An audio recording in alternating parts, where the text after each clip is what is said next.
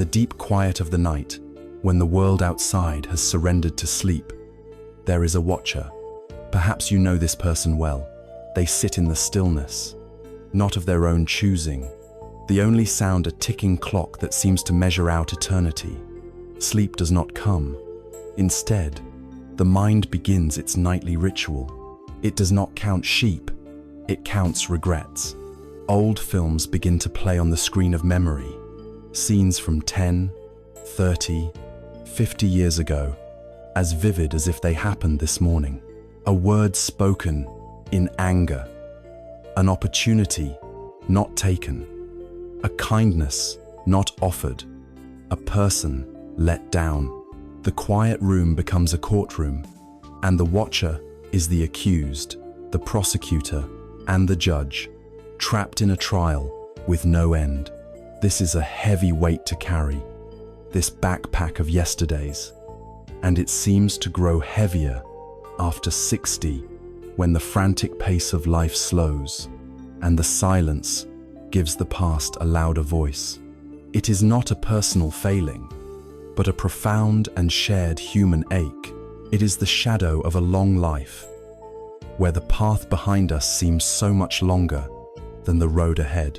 This constant review of our own history, this entanglement with guilt and what-ifs, it poisons the present moment, turning what should be a time of wisdom and peace into a season of quiet suffering. It steals the simple joy of a cup of tea, the warmth of the sun, and most of all, the deep restorative peace of a night's sleep. But there is another way, not a way to erase the past, for the past cannot be erased, but a way to change our relationship with it. There is a gentle art, a quiet wisdom that has been preserved for centuries, that teaches us not how to fight the ghosts of memory, but how to let them go. It is not a new belief system you must adopt, or a complex religion you must convert to. It is a practical set of tools for the heart and mind, a way to gently unpack that heavy backpack, piece by piece. Over the next 3 hours, we will create a quiet space, a sanctuary in time, where we can explore this ancient wisdom together. We will walk a path laid down by the Buddha, a path of mindfulness, compassion, and profound understanding, learning to release the chains of regret and guilt that bind us. This is an invitation to sit together in the quiet, to learn the art of letting go, and to finally give yourself the gift you deserve most, a night of truly deep sleep, with a peaceful, untroubled heart. To begin this journey of release, we must first understand the nature of the prison. We must look with gentle, honest eyes at the very phenomenon of regret itself. Why does it have such power? Why do certain memories, certain echoes from the past, refuse to fade, while countless others have dissolved like mist in the morning sun? It is a profound question, because in understanding why we cling, we find the very key to letting go. The first truth is a simple one, rooted in the very wiring of our brains. For thousands of generations, the human brain evolved with one primary directive: to keep us safe. Our ancestors did not survive by remembering every beautiful sunset, but by remembering with perfect clarity the location of the predator, the taste of the poisonous berry, the sound of the approaching enemy. Their survival, and therefore our very existence, depended on a brain that was exquisitely tuned to danger, to threat, and to mistakes. This is often called the negativity bias. Your mind is like Velcro for negative experiences, and Teflon for positive ones. A single criticism can stick with us for a day, outweighing a dozen compliments. A single failure can haunt us for years, overshadowing 100 small successes. So when you find yourself caught in a loop of regret, the first thing to understand is that you are not broken. You are not uniquely flawed. You are operating a piece of biological machinery that was designed to hold on tightly to what went wrong, as a survival manual for the future. The brain is a memory muscle, and it has been trained for millennia motive flex most strongly around pain. It does not do this to be cruel. It does this because it is trying, in its own primitive way, to protect you, to ensure that you never make that same mistake again. But here, in the relative safety of our modern lives, and especially in the later chapters of our life, this ancient survival mechanism can turn against us. The saber-toothed tiger is gone, but the brain still scans for threats, and finding none in the outside world, it turns its powerful lens inward upon the landscape of our own past. The second reason we cling to regret is more subtle, and it touches the very core of who we believe we are. Our sense of self, our identity, is not a solid thing. It is a story. It is a narrative woven together from the threads of our memories. Think of it like a house, and every memory is a brick. Who are you? You are the person who grew up in that town, who had that particular job, who loved that person, who made that success, and who made that terrible mistake. Our triumphs are the decorated rooms we like to show visitors. Our regrets are the bricks in the foundation, or the cracks in the wall that we try to hide, but we know are there. They are part of the structure. The story of me includes the story of what I did wrong. And so, the act of letting go of a major regret can feel, on a deep, subconscious level, like an act of self-annihilation. If I am not the person who carries this guilt, who am I? If I release this heavy stone of regret that I have carried for so long, what will be left in my hands? There is a strange and painful security in our suffering. It is familiar. The story of our failure is a story we know by heart. To release it feels like tearing a page from the book of our life, leaving an empty space. And so we hold on, because the pain of the regret feels more real, more a part of us, than the frightening emptiness of who we might be without it. We are protecting the very identity that is causing us so much pain, because it is the only identity we know. This leads us to the third and perhaps most active element, the engine that drives the pain of regret ever deeper into our soul. It is the process of rumination. It is the mind turning on itself. Imagine a wheel stuck in the mud. The more it spins, the more it digs itself into a deeper rut, burning fuel and creating a mess, but going absolutely nowhere. This is what rumination does to the mind. It begins with a trigger, a fleeting memory of the past event. This trigger immediately brings up the associated emotion, a wave of guilt, shame, or sadness. Then, the mind begins to spin the wheel. It asks the unanswerable questions. Why did I do that? What if I had said this instead? What if I had made a different choice? It plays out endless alternative scenarios, fantasies of a better past. Then comes the self-criticism. I was so stupid. I am a bad person. How could I have been so blind? This self-attack only serves to intensify the original painful emotion, which in turn fuels more what-if thinking and more self-criticism. This is the rumination loop, a toxic, self-sustaining cycle of thought that drains our life force. It is not a process of problem-solving. It is a process of self-punishment. It is the mind chewing on the past, not to digest it and gain nourishment, but simply to chew for the sake of chewing until our inner world is raw and exhausted. Each time we engage in this loop, we strengthen the neural pathways associated with that regret, making it easier for the mind to fall into that same rut the next time. We are, in essence, practicing our pain until we become experts at it. Finally, we must acknowledge the unique lens through which we view the past after the age of 60. When we are young, the future feels like an infinite ocean.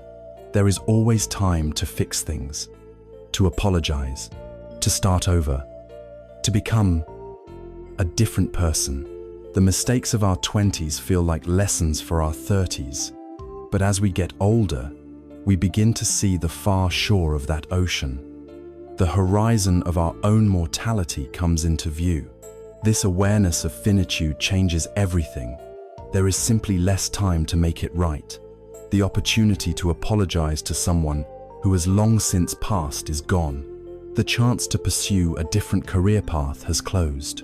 This sense of finality can pour concrete over our past mistakes, turning them from fluid memories into solid monuments of failure.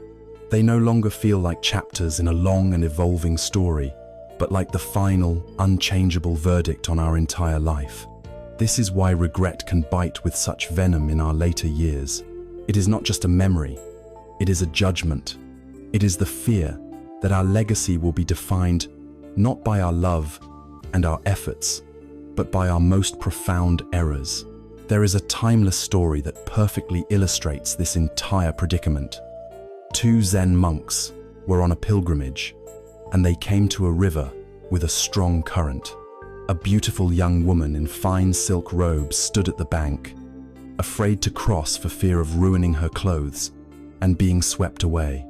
Without a word, the older of the two monks, a senior teacher, walked up to her, hoisted her onto his back, carried her across the churning water, and set her down gently on the other side.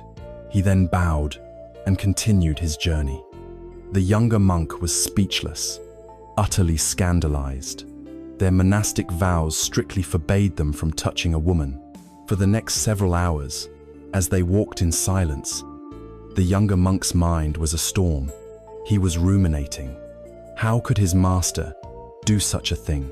It was a flagrant violation. What would people think? What did this say about his teacher's spiritual attainment? His mind spun in a loop of judgment and confusion, the anger and disappointment digging a deeper and deeper rut. Finally, unable to bear it any longer, he burst out, "Master, I don't understand. Why did you do that? You broke our sacred vows by carrying that woman across the river." The old monk looked at his young companion with kind, clear eyes. He smiled faintly and said, "I left that woman by the riverbank hours ago. Why are you still carrying her?" That question hangs in the air for us now. We have seen how our brain's ancient wiring, our story of self, the spinning wheel of rumination, and the shadow of our own mortality all conspire to make us like that young monk. We continue to carry the events of the past long after they are over, allowing them to weigh us down, step after weary step.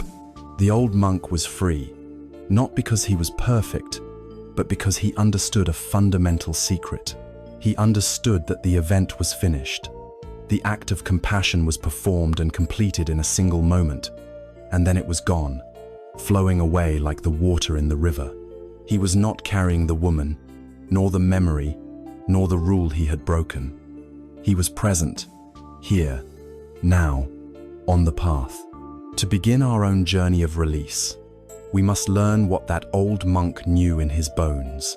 We must explore the profound and liberating truth that everything, absolutely everything, is like that river, constantly flowing, constantly changing, never the same for even a moment. This truth is the key that can unlock our chains. The secret of the old monk, the secret that allowed him to walk on with a light heart, is perhaps the most fundamental teaching in all of Buddhism. It is a truth so simple it can be stated in a single word, yet so profound it can take a lifetime to fully absorb. The word is anicca. In the ancient Pali language, it means impermanence, transience, inconstancy. To a Western ear, the word impermanence can sound sorrowful, like a lament for the fact that nothing lasts. We think of fading beauty, of crumbling monuments, of the inevitable loss of everyone and everything we hold dear. But this is a profound misunderstanding. Within the wisdom of the East, anicca is not a source of sadness. It is the very doorway to liberation. It is not a curse. It is a promise. It is the universe's sacred guarantee that everything, including your pain, will pass. To truly understand this is to begin to loosen the grip of the past, not by force, but by seeing its true nature. Look around you, and then look within. Is there anything at all, that is not in a state of constant, unrelenting change? The great oak tree outside your window was once a tiny, vulnerable acorn. The magnificent mountains that seem so solid and eternal are, over millennia, being ground down into sand by the patient work of wind and rain. The stars in the night sky are being born and are dying in a cosmic dance of unimaginable scale. The flow of change is the one law that governs everything, from the microscopic to the cosmic. Now, turn that lens of observation upon yourself. Your body, this vessel you have inhabited for over 60 years, is it the same body you had as a child, as a young adult? Science tells us that nearly every cell in your body is replaced over a period of 7 to 10 years. You are, quite literally, not the same physical person you were a decade ago. Your thoughts, your opinions, your beliefs, have they remained static? The things you were so certain of at 20, did they not change by 40? The person you were is the person you are now. We live our lives under a powerful illusion, the illusion of solidity. We believe that we are a solid, unchanging me, living in a world of solid, unchanging things. And it is this illusion that gives our regrets such power. We see a mistake from 30 years ago as a permanent stain on a permanent self. But Anicca reveals the truth. The regret is not a stain on a marble statue. It is a ripple in a constantly flowing river. This leads us to the most radical and freeing application of this principle. The person who made the mistake you regret no longer exists. Pause and truly consider this. Bring to mind the person you were at that time. Picture their face, their way of life, the world they saw through their eyes. What did that person know? What pressures were they under? What fears did they carry? What was the level of their wisdom, their patience, their understanding? The person you are now, reading these words, has decades more experience. You have lived through the consequences of that action. You have learned lessons that person had not yet learned. The constellation of causes and conditions that came together to create that person, in that moment, has completely dissolved. The cells are different. The mind is different. The world is different. To punish the person you are today for the actions of a person who has long since vanished is as illogical as being angry at the acorn for not yet being an oak tree. This is not about evading responsibility. Responsibility was met in the consequences that followed, in the lessons that were learned, in the very pain you have carried for so long. This is about applying compassion and clear-seeing logic to the nature of time and identity. You are holding a ghost from the past, accountable in the courtroom of the present, but the accused has already vanished into the mists of time. You are the judge, the jury, and the jailer, keeping a prison cell for a phantom. Anicca gives you the key to unlock that cell and set yourself, the you that exists right here, right now, completely free. Just as the outer world and our physical selves are in constant flux, so too is our inner world of emotions. Your feelings, your moods, your sorrows, they are also governed by the law of Anicca. Think of your mind as a vast, open sky, and your emotions are the weather. Sometimes the sky is clear and blue and full of sunlight. At other times, dark storm clouds gather, the wind blows, the rain falls, lightning may flash. When we are caught in regret, it is like we believe we are the storm cloud. We identify with it completely. We say, I am sad, I am guilty. We become the weather, but you are not the weather. You are the sky. The sky of your awareness allows the clouds to form, to gather, to rain. and crucially, to pass. No storm lasts forever. No cloud remains in one place. The very nature of a feeling is to arise, to be felt, and then to dissolve. The only reason a feeling of regret can last for years is because we do not allow it to follow its natural course. We feed it, we sustain it. Through the process of rumination we spoke of earlier, we grab hold of the storm cloud and refuse to let it go, replaying the story over and over, adding more energy, more wind, and more rain to a storm that would have passed long ago if left to its own devices. The practice, then, is to change from identifying with the emotion to observing the emotion. When the feeling of guilt arises, you can learn to say to yourself, "Ah, here is the feeling of guilt. It feels like a tightness in my chest. It is a familiar visitor." You greet it, not as an enemy, but as a temporary weather pattern passing through the sky of your mind. You do not have to fight it. You do not have to fuel it. You simply allow it to be, knowing, with absolute certainty, that because of anicca, this too shall pass. The Buddha used the perfect metaphor for this. He said that a person can never step into the same river twice, for it is not the same river, and they are not the same person. This image holds the entirety of this teaching. The river is the ceaseless flow of time, of experience, of life itself. The water that touches your foot now is gone in an instant, replaced by new water. And you, the person stepping into the river, are also different from the person who was there a moment before.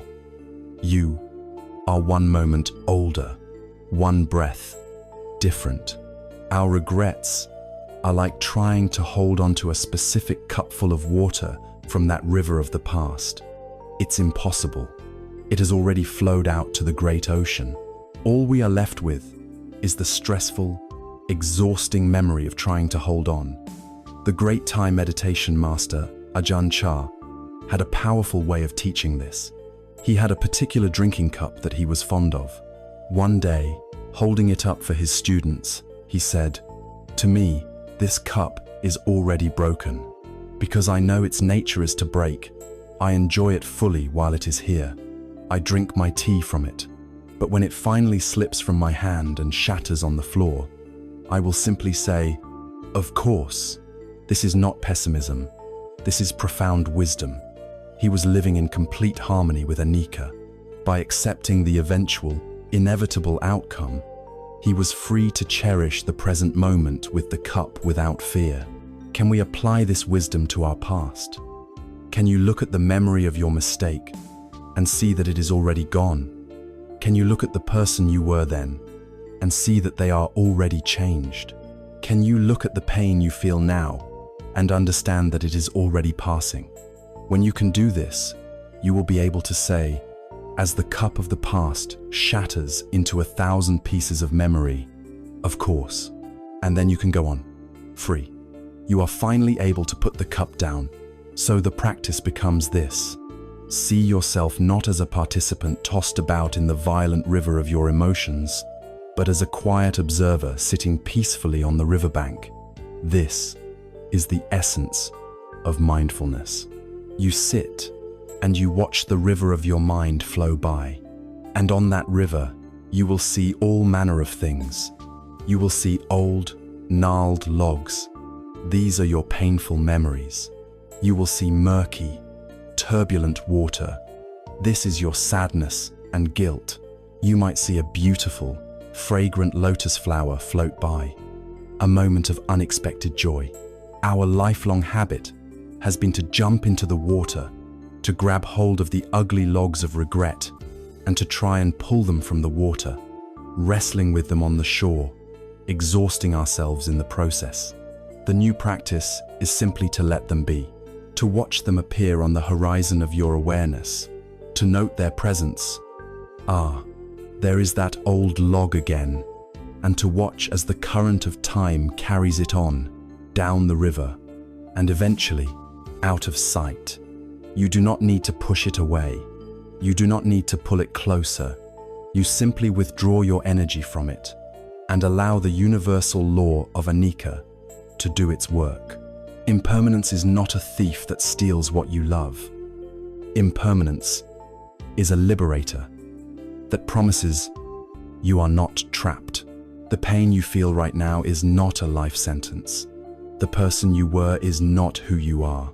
The past is not a permanent tattoo on your soul. It is all flowing, all changing, all moving. Knowing this, we are given a profound sense of hope and possibility, but it also raises a deeper question. If my body is always changing, my thoughts are always changing, and my emotions are always changing, then who or what is this I that is observing it all? If I am not the river, but the observer on the bank, what is the nature of this observer?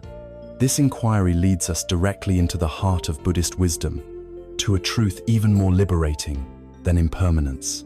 It leads us to the mystery of what we call the self. We have journeyed to the edge of a profound insight, the truth of anicca, or impermanence. We have seen that everything, from our bodies to our emotions, is in a state of constant flow, like a great river. We have come to understand that the person who committed the acts we regret is a version of ourselves that no longer exists, a ghost from a different time. This understanding alone can bring a great deal of peace, but there is a further step to take, a deeper layer to uncover. As we sat on the bank of the river, watching the flow of our thoughts and feelings, we were left with a question. If I am not my thoughts, not my body, not my emotions, then who am I?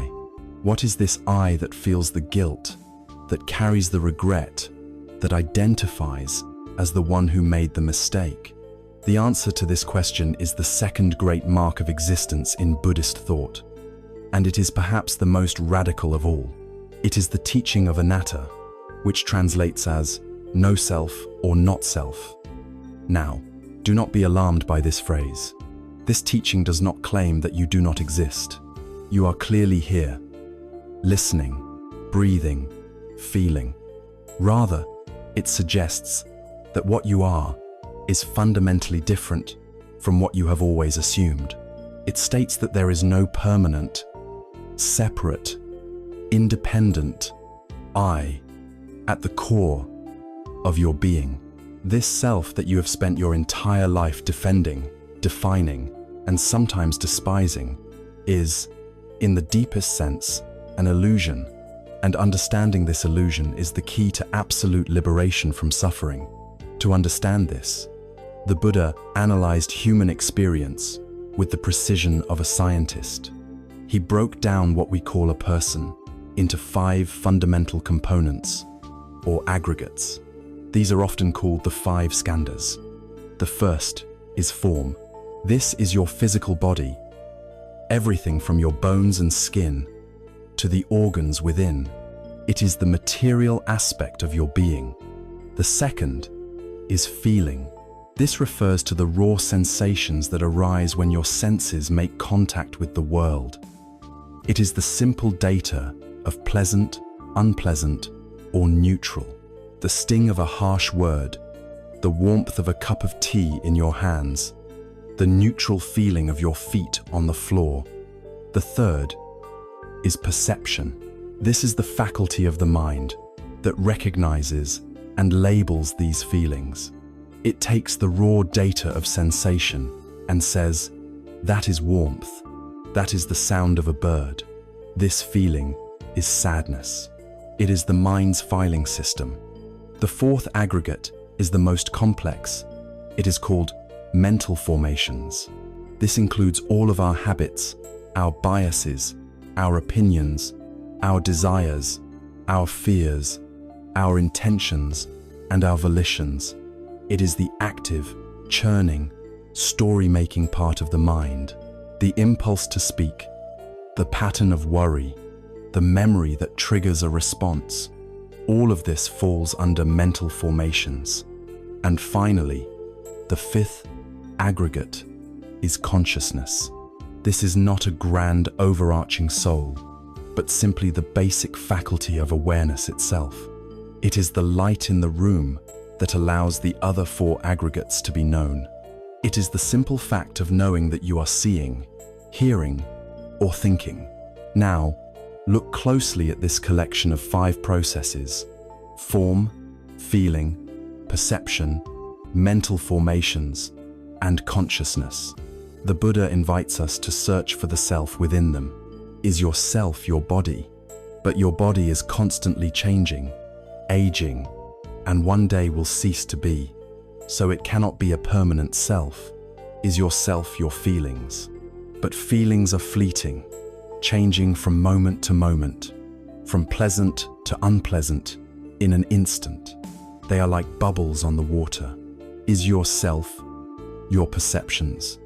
But our perceptions can be mistaken, clouded by our conditioning. Is your self your thoughts and mental habits? But these are just patterns, learned responses, constantly in motion, often contradictory. Is your self then your consciousness?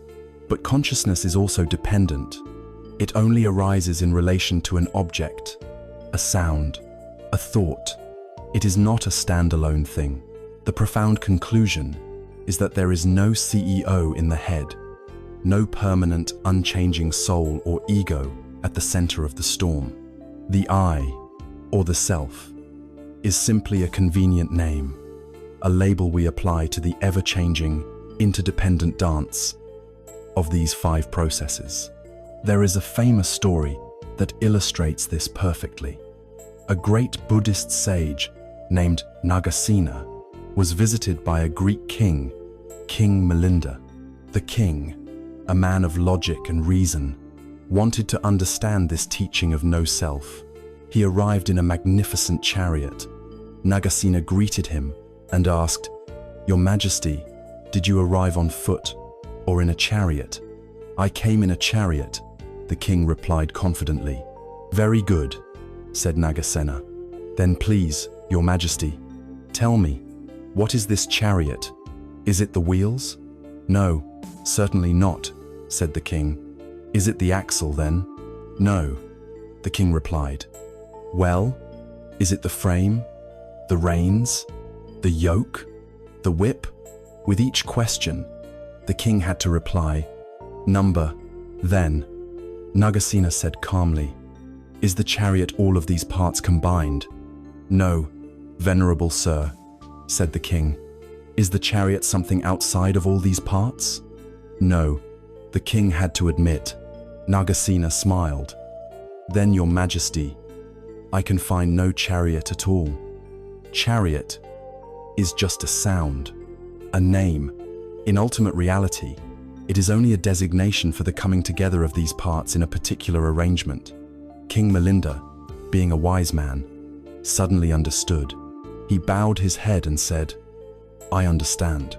Just as chariot is a name for the collection of its parts, so Nagasena or Milinda is just a convenient name for the collection of the 5 aggregates.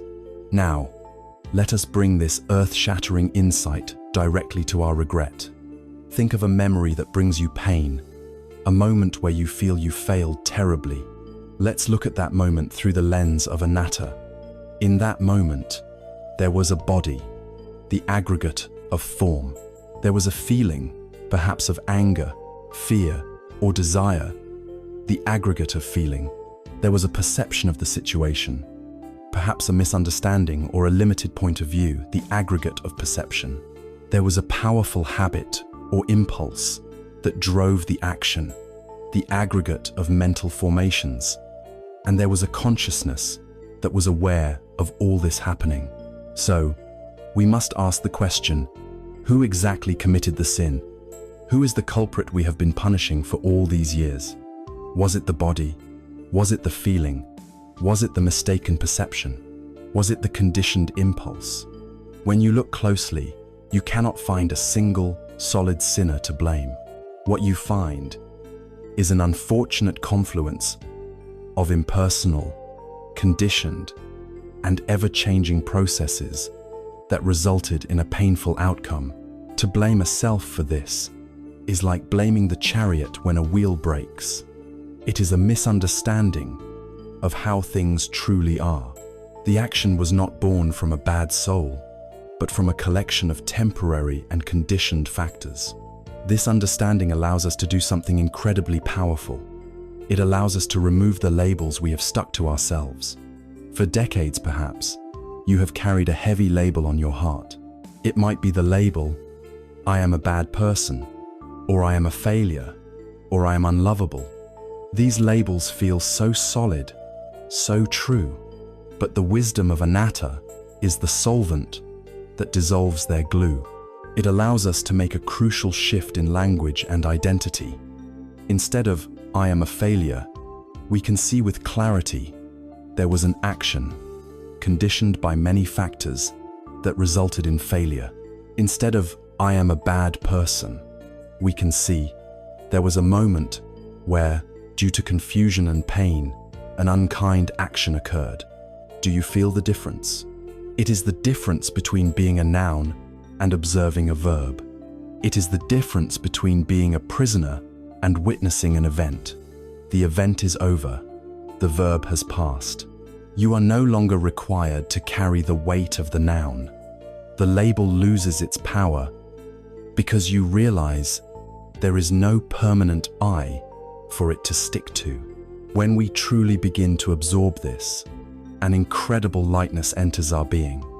Think of all the energy you have expended in your life defending your ego, protecting its pride, hiding its shame, feeding its desires, fearing its annihilation. It is an exhausting, lifelong job. The teaching of anatta is an invitation to retire from that job. When there is no solid self to defend, there is no one to be insulted. When there is no permanent self to judge, there is no one to carry the burden of guilt. When there is no separate self to protect, there is no one to be afraid for. The entire drama of the ego, with all its sound and fury, begins to quiet down because it is seen for what it is: a phantom, a story, a case of mistaken identity. It is like spending your life fighting a great and terrible shadow on the wall. You exhaust yourself. You are terrified of it. Then one day, someone quietly walks in and turns on a light, and you realize with a gasp of relief that the shadow had no substance of its own. It was simply an absence of light. Guilt, shame, and regret are the shadows of the ego. The light of wisdom, the understanding of anicca and anatta, reveals their insubstantial nature. And in that revelation, we can finally put our weapons down and rest. These truths of impermanence and no self are the profound intellectual and philosophical foundations for freedom. They are the map that shows us the way out of the prison of the past. But a map is only a piece of paper. To get anywhere, we must begin the journey. We must take a step. The journey of liberation is not lived in the realm of ideas. It is lived in the direct experience of the present moment. We must find a way to anchor our wandering minds, to bring them out of the past and into the here and now, where reality truly unfolds. And the simplest, most powerful, and most accessible anchor we all possess is the one thing that has been with us from our first moment to our last. It is the gentle, rhythmic, life-sustaining reality of our own breath. We have walked through the profound landscapes of anatta and anicca, of no self and impermanence. We have seen, with the mind of intellect, that the self we have been punishing is a phantom, and that the past we cling to is a river that has already flowed to the sea. This is the map. It shows us the terrain of freedom. It points to the destination of peace. But a map, no matter how accurate, cannot carry you across the territory. To begin the actual journey, to take the first real step away from the abstract and into the living reality of your own experience, you need a practice. You need a tool that is simple, direct, and available in every moment. That tool is your own breath. This may sound almost too simple to be true. How can the simple act of breathing, something we do unconsciously 20,000 times a day, be the key to unlocking the prison of a lifetime of regret? The answer lies in the unique nature of the breath itself. It is the great bridge, the ultimate anchor. First, your breath is always happening in the present moment. You cannot breathe in the past. You cannot breathe in the future. To bring your full attention to the sensation of one inhalation and one exhalation is to pull your mind, with gentle insistence, out of the ghostly realms of yesterday's sorrows and tomorrow's anxieties, and to land it squarely in the only moment where life is actually happening, the here and now. The past is a memory. The future is a fantasy. Only the present is real, and the breath is your unbreakable tether to that reality. Second, the breath is neutral. Unlike a memory of regret, which is saturated with stories and heavy emotions, the physical sensation of air entering and leaving your nostrils, or your belly rising and falling, is just a simple, raw, physical event.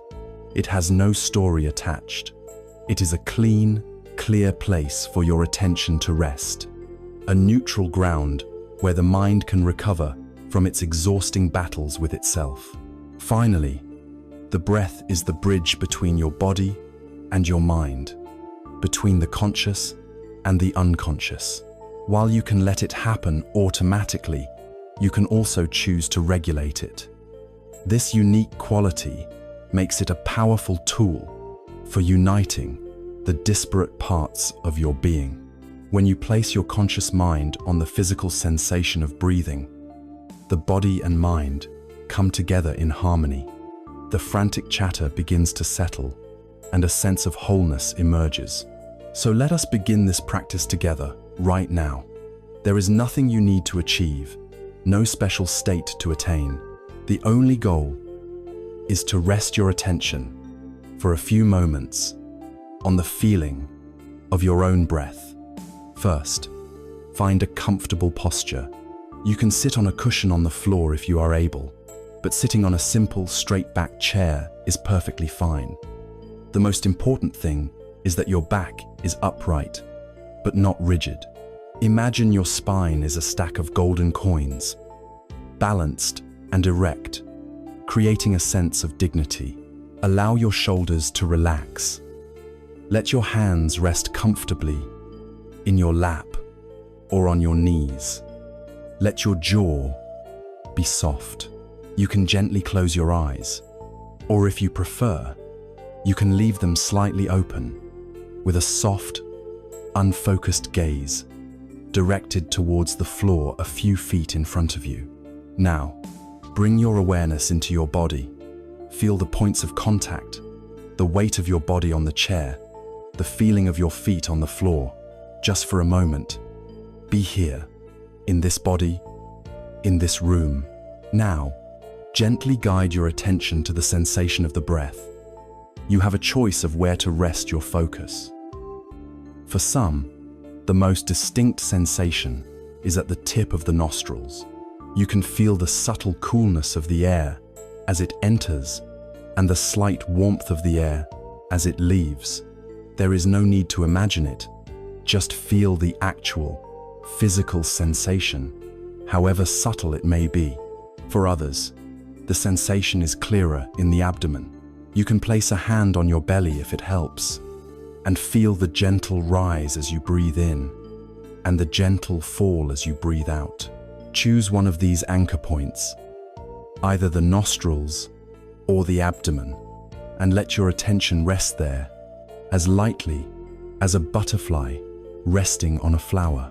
Your only task is this: to know when the breath is coming in, and to know when the breath is going out. You don't need to control the breath. You don't need to make it deeper or slower. The body knows how to breathe. Your job is simply to watch, to feel, to be present with this natural, life-giving rhythm, feeling the in-breath, feeling the out-breath, simple, here, now. Within a few moments, something will happen. It is absolutely guaranteed to happen. Your mind will wander. You will begin thinking. You might find yourself caught in a memory, planning your dinner, worrying about a loved one, or even critiquing how you are doing this very practice. Please listen to this next point carefully. It is the most important instruction of all. The moment your mind wanders is not a failure. It is not a mistake. It is not a sign that you are bad at meditation. It is simply what minds do. That is their nature, to produce thoughts, just as it is the nature of a cloud to produce rain. The real practice, the magic moment, is the instant you realize you have been lost in thought. That moment of waking up from the daydream is a moment of pure mindfulness. In that moment, you have succeeded. And what do you do when you wake up? You do it with immense kindness.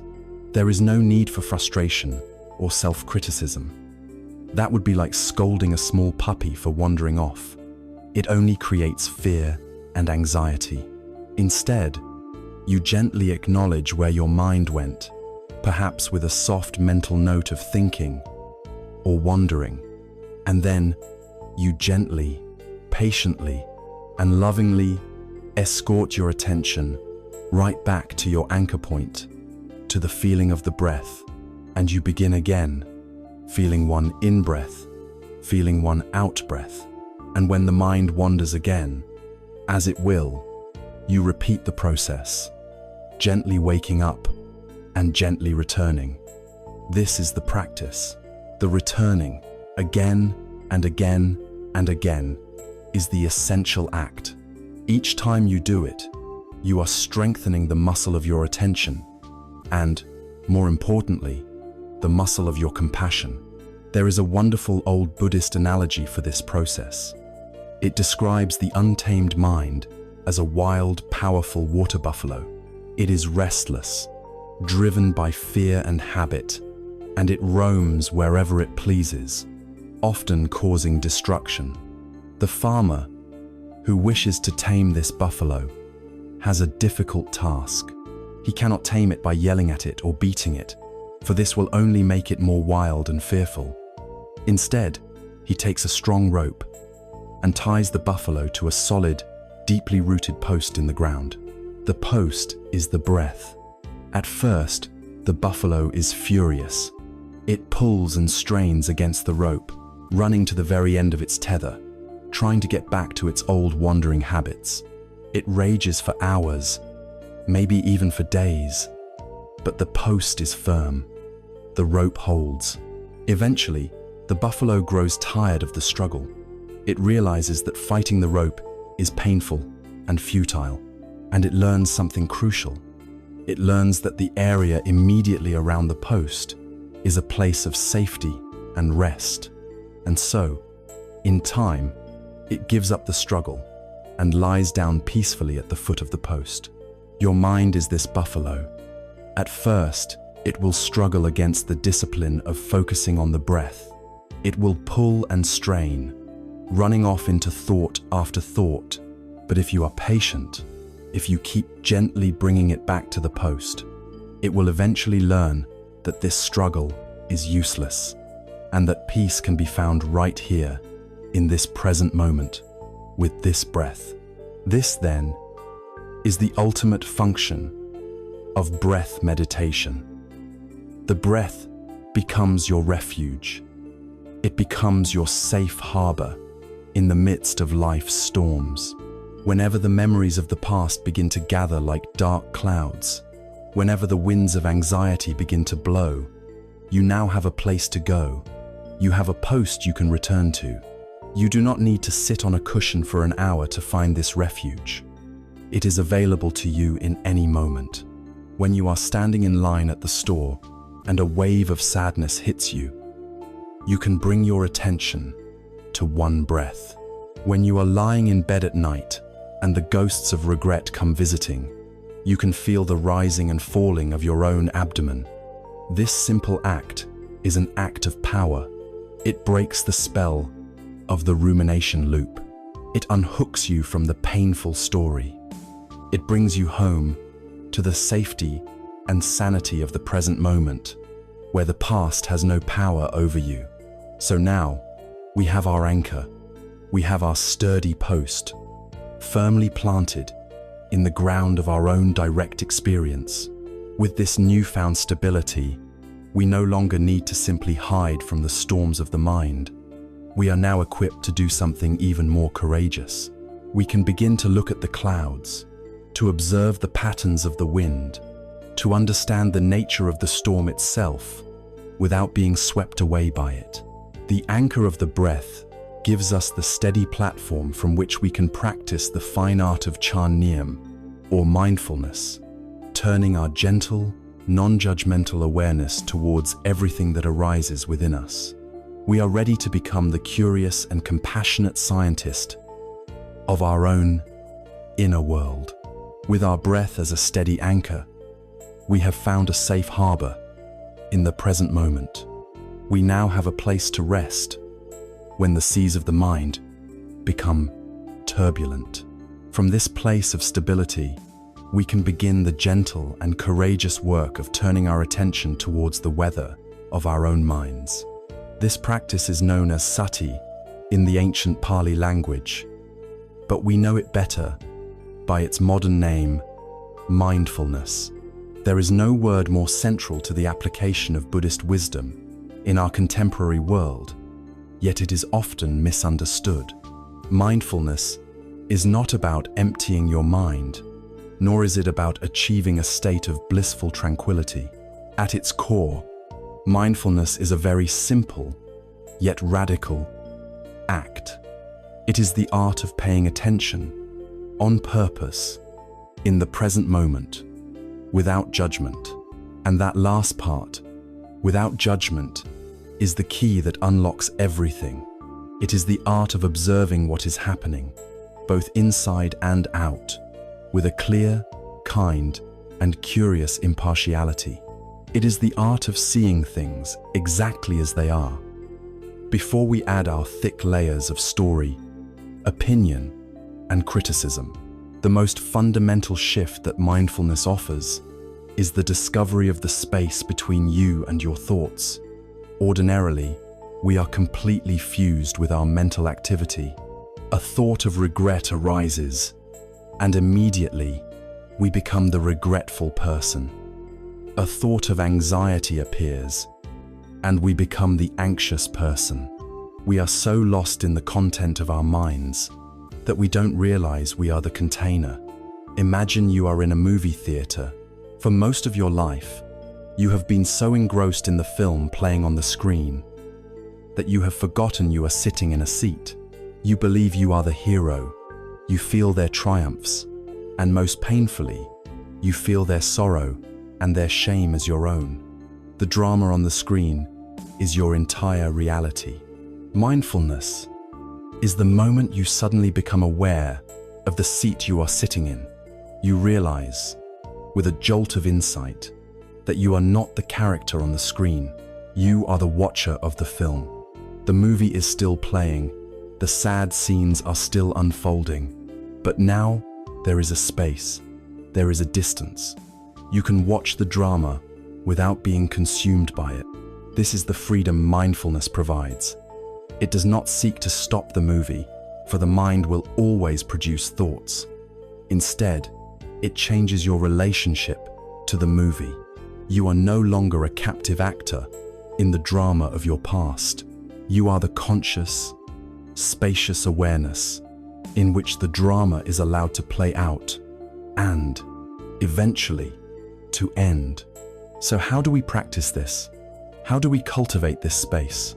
We start with a simple, gentle technique sometimes called mental noting or labeling. As you sit, anchored to your breath, you simply watch what the mind does. When you notice you have been carried away by a stream of thought, you don't fight it. You simply make a soft, silent note to yourself of what was happening. If you were lost in a memory of something you regret, instead of getting entangled in the details of the story, you can just gently label it remembering or past. If you were worrying about the future, you can note worrying or planning. If a strong emotion arises, you give it a simple name. A wave of sorrow comes, you note sadness. A flush of anger, anger. A familiar pang of shame, shame. The label is not meant to be an analysis. It is not a judgment. It is a tool of recognition. It should be applied as gently as a feather touching a soap bubble. Its purpose is simply to acknowledge the mental event for what it is: a thought, an emotion, a sensation, and to prevent you from being swept away by its content. By labeling guilt, you are not saying, "I am guilty." You are saying, the mental and emotional event known as guilt is currently present. This act of naming tames the beast. It brings the unconscious mental habit into the light of conscious awareness, and in that light, it begins to lose its power. Perhaps the most beautiful and helpful image for this practice is that of the sky and the clouds. Your true nature, the spacious awareness that is mindfulness, is like a vast, open, brilliant, blue sky. It is inherently peaceful, boundless, and pure. It has always been there and will always be there. Your thoughts, your feelings, and your memories are like the clouds that drift through the sky. Some clouds are white and fluffy, moments of joy or peace. Others are dark and heavy, full of the rain and lightning of our regrets, our sorrows, and our fears. From our normal, unmindful perspective, we are lost in the clouds. When a dark storm cloud of regret appears, it fills our entire horizon. We believe the whole world is grey and stormy.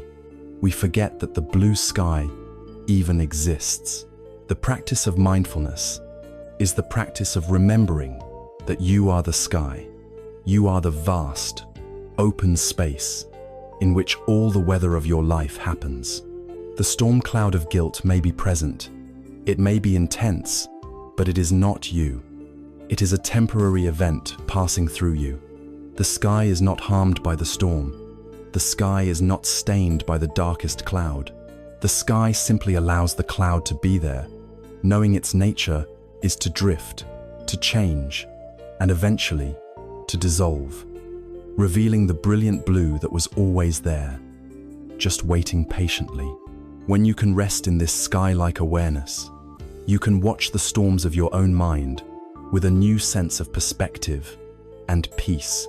You can allow the rains of sorrow to fall without fearing that you will drown. This mindfulness can also be brought directly into the physical sensations of the body. Our emotions are not just abstract ideas. They live in our bodies as tangible energy. The next time a wave of regret or guilt washes over you, try this practice.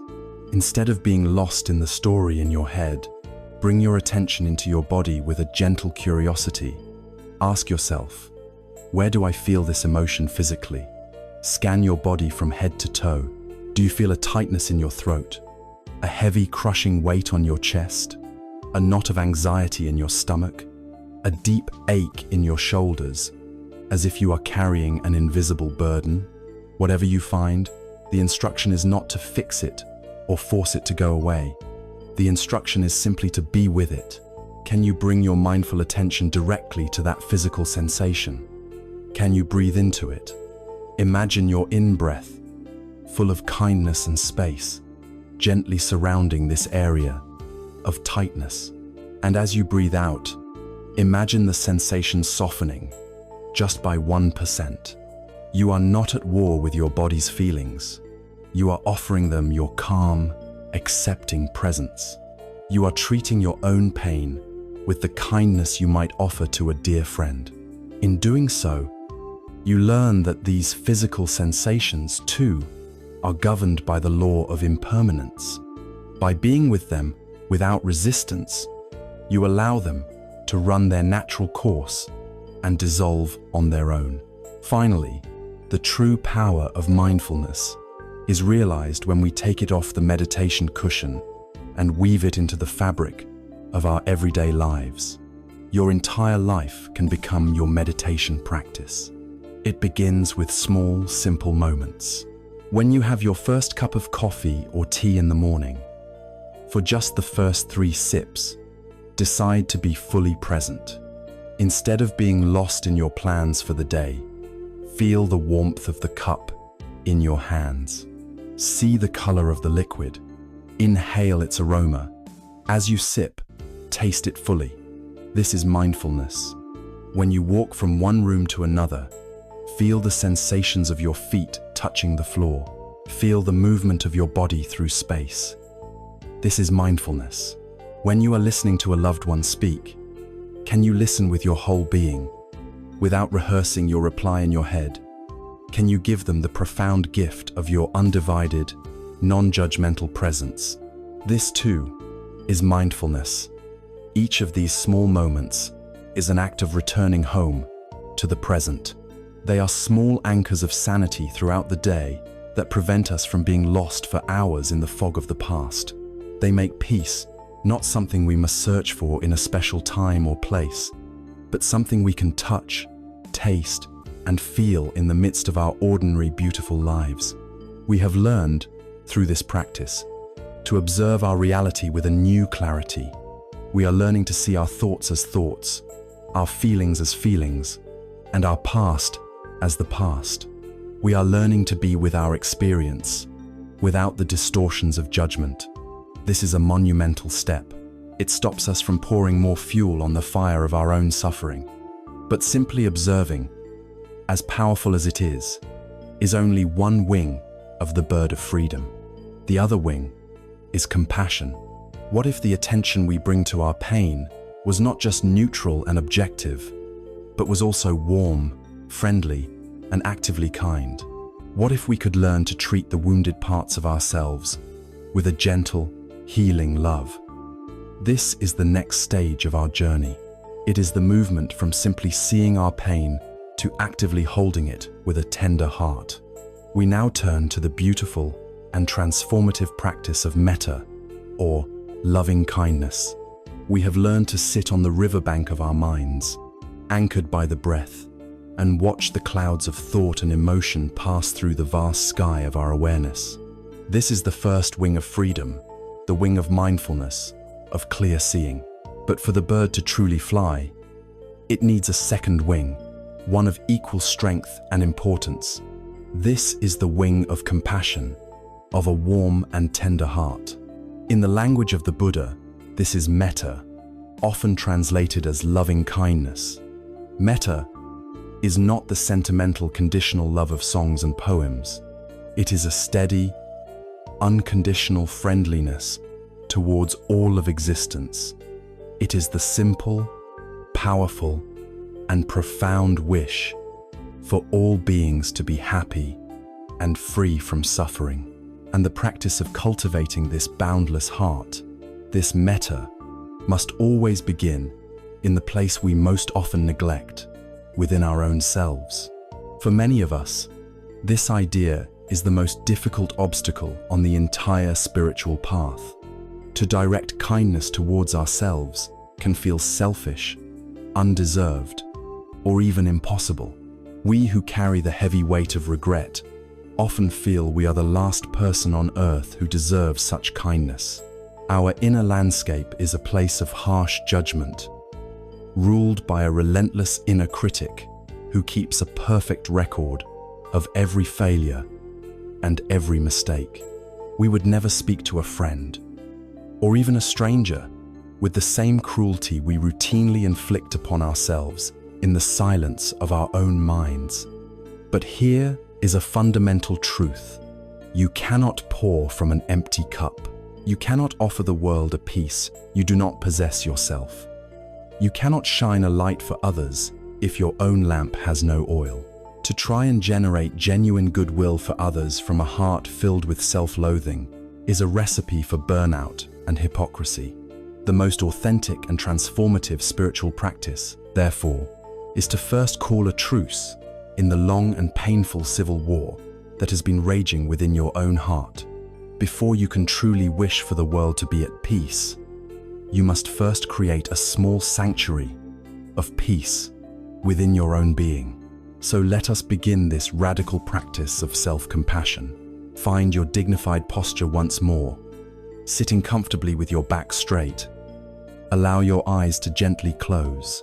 For a moment, you might even take your right hand and place it over the center of your chest, feeling the warmth of your own palm. This is a simple gesture of friendliness, a physical reminder of the intention you are setting. The practice itself is simple. We will silently repeat a few short phrases, directing them inward. These are not affirmations meant to convince yourself of something untrue. They are aspirations. They are seeds that you are planting in the soil of your heart. You are not trying to force a feeling to arise. You are simply offering the gentle, sincere intention over and over again. The traditional phrases are these. Let them echo softly in your mind. The first is, "May I be safe." This is a wish for safety from outer harm, but more deeply, a wish for safety from the inner harm of your own judgment, your own criticism, and your own despair. It is a wish to be safe in your own skin. Silently, gently, offer this to yourself. May I be safe. The second phrase is, may I be happy. This is not a wish for fleeting pleasure, but for a deep and abiding happiness, the genuine well-being that comes from a heart at peace. It is the recognition that, like all beings, your most fundamental desire is to be happy. With sincerity, offer the phrase, may I be happy. The third phrase is, may I be healthy. A wish for the health of your body, for strength and vitality, but also a wish for the health of your mind and your spirit, for resilience and for clarity. Gently repeat, may I be healthy. And the final phrase is, may I live with ease.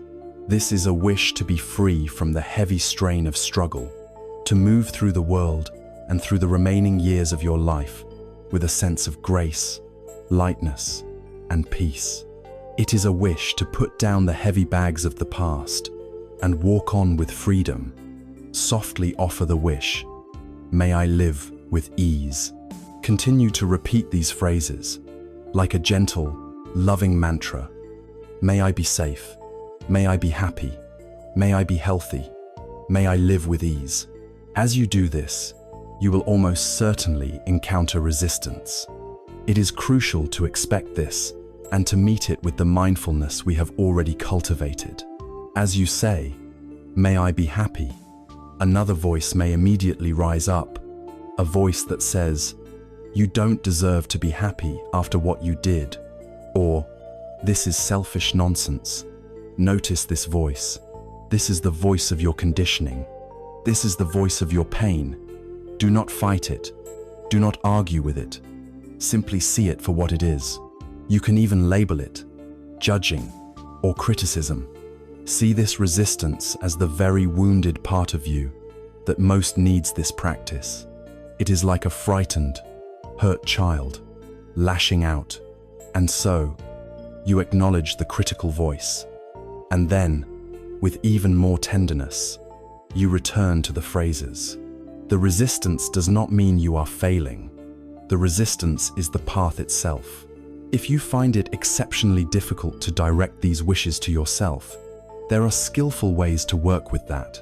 You can bring to mind an image of yourself as a small, innocent child, before life's hurts and mistakes.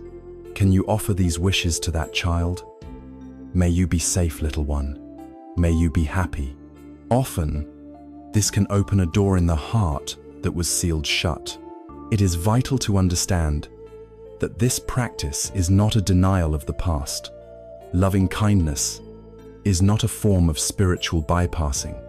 It is not saying that the mistakes you made were okay, or that they didn't cause harm. It is about making a clear distinction between an action and the person. An action born of confusion, pain, or ignorance may have been unskillful and harmful. We can see that with clarity.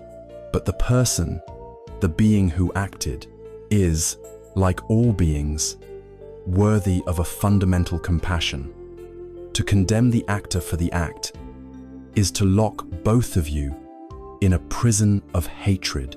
To see the actor with compassion, to acknowledge their humanity and their own suffering, is to find the key to that prison door. You are not condoning the action. You are liberating the actor. You are finally forgiving yourself for being an imperfect human being. There is a profound story from the life of the Buddha that illuminates this more than any explanation. In his community, there was a monk who had contracted a terrible disease. His body was covered in oozing, painful sores, and he smelled so foul that none of the other monks would go near him. He was left alone in his filth and his misery, abandoned in their fear and disgust. When the Buddha heard of this, he went to the monk's hut. He did not stand at a distance and offer comforting words. He went inside, and the first thing he did was to begin boiling water. He then took a cloth, and with his own hands, he began to gently wash the sick monk's wounds, cleaning his body and changing his soiled robes. As he did this, he said to the other monks who had gathered, "You have no mother or father here to care for you. If you do not care for one another, who will? Whoever would tend to me should tend to the sick." Within each of us who carries the burden of regret, there is a sick monk. There is a part of our own psyche that is wounded, that feels ugly, that we have abandoned out of our own shame and disgust. We hide this part away. We don't want to look at it or smell its pain, and so we leave it to suffer alone in a dark corner of our mind. The practice of metta for ourselves is the practice of becoming our own Buddha. It is the act of consciously turning towards that abandoned, wounded part of ourselves. It is the act of boiling the warm water of our kindness and taking the soft cloth of our mindful attention and beginning, with exquisite gentleness, to wash our own wounds. It is a declaration that no part of our own being is unworthy of care. It is the ultimate act of coming home to ourselves. By creating this inner environment of safety and warmth, we are building a sanctuary. When our inner world is no longer a hostile courtroom, but a healing sanctuary, we are finally strong enough and feel safe enough to do the most delicate work of all. We can begin to invite the ghosts of our past into this space, not to be put on trial, but to be understood, to be listened to, and ultimately, to be released. We have laid the foundation of self-compassion. Now, with this kind heart as our guide and this safe space as our container, we are ready to turn and face our memories directly, not with fear, but with the liberating power of a newfound love. We have arrived at a pivotal moment in our journey, with the anchor of the breath providing stability and the warm light of self-compassion, creating a safe and sacred space within. We are now prepared to do the work that once seemed impossible. We are ready to turn and face the ghosts of our past, not with fear or with weapons, but with the gentle, steady gaze of our own awakened hearts. This practice is a delicate operation, an act of spiritual surgery, and it must be undertaken with great care. It is not an exercise in self-punishment or a masochistic reliving of pain. It is an act of profound liberation, an opportunity to meet the wounded parts of our history with the healing resources of the present moment. Imagine that for decades, there has been a room in the house of your mind that has been locked shut. It is a room where you stored everything too painful to look at, every mistake, every shame, every regret. It has been dark and cluttered for so long, and the thought of opening the door is terrifying. The practices we have done so far have been about preparing to enter that room. With mindfulness, we have found the light switch, allowing us to see clearly. With loving kindness, we have cultivated a gentle and courageous attitude, so we do not enter the room with anger or fear, but with a desire to heal and to tidy. Now, we will open the door, but we will not be overwhelmed by the clutter. We will simply pick up one single object, examine it with kindness, and find its proper place. We must begin with something manageable. Do not choose the heaviest, most traumatic memory you have. Choose a memory that carries the charge of regret, but perhaps only a 3 or 4 on a scale of 1 to 10.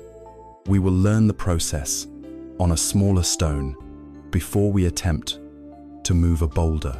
So, when you are ready, let us begin. Find your comfortable and dignified posture, the posture of a quiet mountain. Let your body settle. Feel your connection to the earth beneath you, solid and supportive. Gently close your eyes and bring your attention to your breath, your constant friend and anchor.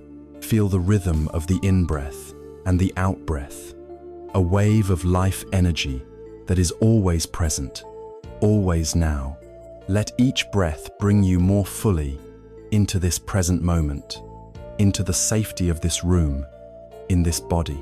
Now, as we did before, bring a hand to your heart. Feel its warmth. Silently begin to offer yourself the phrases of loving kindness. May I be safe. May I be well. May I be free from suffering. May I live with ease. Take your time with this. Don't rush. Your purpose here is to create a strong and loving container for your experience. You are wrapping yourself in a blanket of warmth and acceptance. Know that whatever arises during this practice, it will arise within this field of kindness. You are safe. Now, from this place of stability and warmth, gently set the intention to meet a memory. When you feel ready, invite a specific memory of regret to surface. Again, choose one that is significant, but not overwhelming. Don't force it. Just create a gentle invitation in your mind and see what presents itself. As the memory begins to form, I want you to imagine that you are sitting in a comfortable chair in a private, safe movie theater. The memory is not happening to you now. It is a film, an old black and white movie, playing on the screen in front of you. You are the audience. You are safe in your seat, watching this old story from the past. See the scene begin to play. Notice where it is. Notice who is there.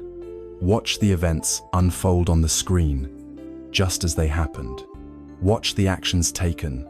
Listen to the words spoken, both by others and by yourself.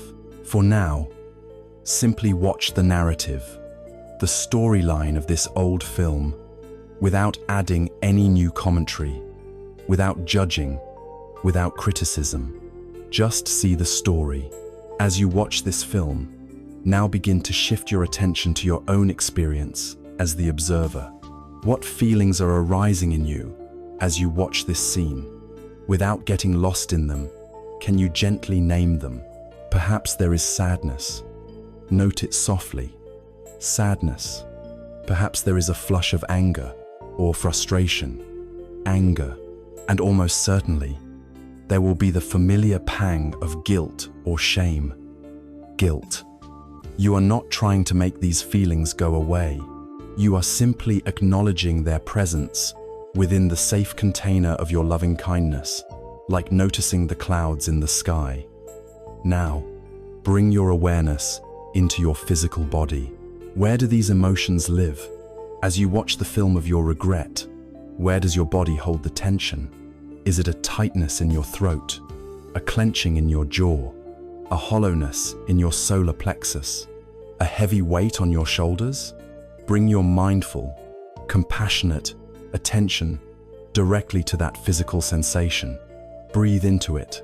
Imagine your in-breath gently surrounding it, creating space. Imagine your out-breath softening it, allowing it to be there without resistance. You are meeting your pain with presence. Now, we come to the heart of the healing. On the screen in front of you, I want you to look closely at the person who is you in that memory. See that younger version of yourself. Look into their eyes. See them not as a villain, but as a human being who was doing the best they could with the understanding, the resources, and the emotional maturity they had at that time. See their hidden fear. See their unmet needs. See their confusion. See the pain that may have been driving their actions. See them now, not with the eyes of a judge, but with the compassionate eyes of the wise and kind elder you are today. And now, we will begin a healing breath. As you breathe in, I want you to consciously breathe in the reality of their pain in that moment. Acknowledge their suffering, their confusion, their fear. Take it in with your compassionate awareness. And as you breathe out, I want you to intentionally send them the loving kindness you have cultivated. Breathe out and send them safety. Breathe out and send them peace. Breathe out and send them the compassion and the wisdom that you have now, but that they did not have then. Let's do this for a few cycles. Breathing in their pain and confusion. Breathing out your strength and compassion. Breathing in their sorrow. Breathing out your peace. In this moment, you are collapsing time. You are bringing the resources of your present self to heal the wounds of your past self. You are becoming the loving parent to your own inner child. You are becoming the wise teacher to your own younger student. This is the alchemy of forgiveness. When you feel ready, gently allow the image on the screen to fade. Let it dissolve into a soft, white light. The film is over. Let it go. Bring your attention fully and completely back to the anchor of your breath. Right here, right now. Feel the sensation of the air at your nostrils or the rising and falling of your abdomen. Feel the solidness of the chair beneath you. Feel the reality of this present moment, which is safe and whole and free from that old story. Take a deep, cleansing breath, and as you exhale, let go of the entire practice. Before you open your eyes, take one final moment to offer a silent thank you to yourself. Thank yourself for your courage, for your willingness to show up for your own healing. This is difficult work, and you have done it with grace. This practice of meeting the past with mindful, compassionate eyes is something you can return to whenever you feel ready. It is the deep cleaning of the cluttered room of the heart. You have now learned how to pick up one object, see it clearly, hold it with kindness, and find its proper place, which is in the past. Over time, you can work with other memories, other regrets, gradually and gently tidying the room until it is no longer a place of fear, but a space of quiet wisdom. But as we do this work, we often find that these memories do not just involve us. Our actions create ripples that touch the lives of others. Healing our relationship with our past self is the first crucial step. The next is to examine our relationship with those who were involved and to explore the profound and liberating power of forgiveness. Having opened the door to a painful memory, holding it with the light of mindfulness and the warmth of compassion, we inevitably notice that we were not alone in that room. Our lives are a web of interconnection, and our actions, especially those we regret, create ripples that touch the hearts of others. In these memories, there are those who have hurt us, and there are those whom we have hurt. To find complete peace, we must address these broken connections. This brings us to the powerful and often profoundly misunderstood practice of forgiveness. The very word can be a stone in the shoe, heavy with obligation and resistance. We think it means we must approve of what was done, that we must forget the pain, or that we must reconcile with someone who may still be harmful. But from a Buddhist perspective, forgiveness is none of these things.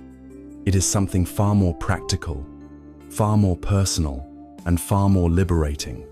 Forgiveness is not a gift you give to the other person. It is the key you use to unlock your own prison cell. First, let us be impeccably clear about what forgiveness is not. Forgiveness is not condoning. It is not saying, what you did was okay. Harm is harm. Pain is pain. A betrayal is a betrayal. To deny the reality of the wound is not healing. It is simply another form of avoidance. The practice of forgiveness begins with the full, honest acknowledgement of the hurt that was caused. Secondly, forgiveness is not forgetting. The memory may always be there. The purpose is not to induce amnesia, but to drain the memory of its toxic, emotional charge, so that when it arises, it is simply a story from the past, not a weapon that can still wound you today. And finally, forgiveness does not necessarily mean reconciliation. You do not have to allow a person who has harmed you back into your life. You can forgive someone completely and still maintain a healthy, protective distance. The forgiveness we speak of is an internal process. It is about healing your own heart, not necessarily mending the external relationship. The great spiritual masters have a powerful saying: holding on to resentment is like drinking poison and expecting the other person to die. Read those words again. Holding on to resentment is like drinking poison and expecting the other person to die. When we refuse to forgive, who is the one who truly suffers? We are the ones who lie awake at night, replaying the scene of the betrayal over and over. We are the ones whose bodies are flooded with the stress hormones of anger and bitterness. We are the ones whose hearts are hardened, unable to open fully to the joy and beauty of the present moment. The person who hurt us may be thousands of miles away. They may have forgotten the incident entirely. They may even have passed away. Yet we continue to drink the poison, chaining ourselves to the past, allowing that person and that event to continue causing us pain, long after the original wound was inflicted. Forgiveness, then, is the ultimate act of self-care. It is the courageous and intelligent decision to put down the cup of poison. It is the choice to value your own peace of mind more than your attachment to being right, more than your need for an apology that may never come. It is you, finally, taking your life and your happiness back into your own hands. An old Cherokee elder was teaching his grandson about life. He said, "A fight is going on inside me. It is a terrible fight, and it is between two wolves. One is evil.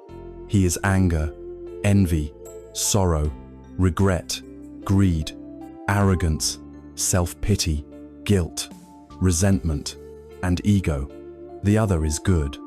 He is joy, peace, love, hope, serenity, humility, kindness, empathy, generosity, truth, and compassion."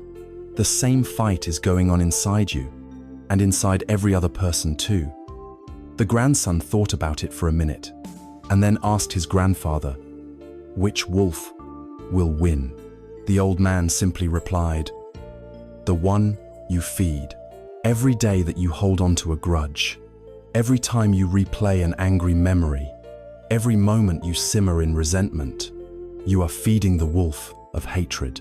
The practice of forgiveness is the conscious decision to stop feeding that wolf and to start nourishing the wolf of peace.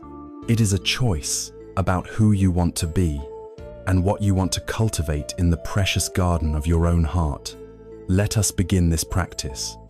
Find your comfortable posture. Settle into the presence of your own body, anchored by your breath. Cultivate that field of loving kindness for yourself. Now, I invite you to bring to mind a person who has caused you pain, If possible, start with a smaller hurt, not the deepest wound of your life. In the safe space of your mind's eye, imagine this person sitting in front of you. First, allow yourself to acknowledge the pain. See the wound in your own heart that was created by their actions or words.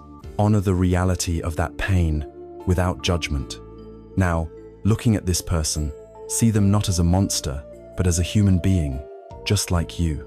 Acknowledge that they almost certainly acted from their own pain, their own fear, their own confusion. Hurt people hurt people. See their own suffering. Then, when you feel ready, silently, from your heart, begin to offer these phrases. I have carried the pain of this memory for long enough.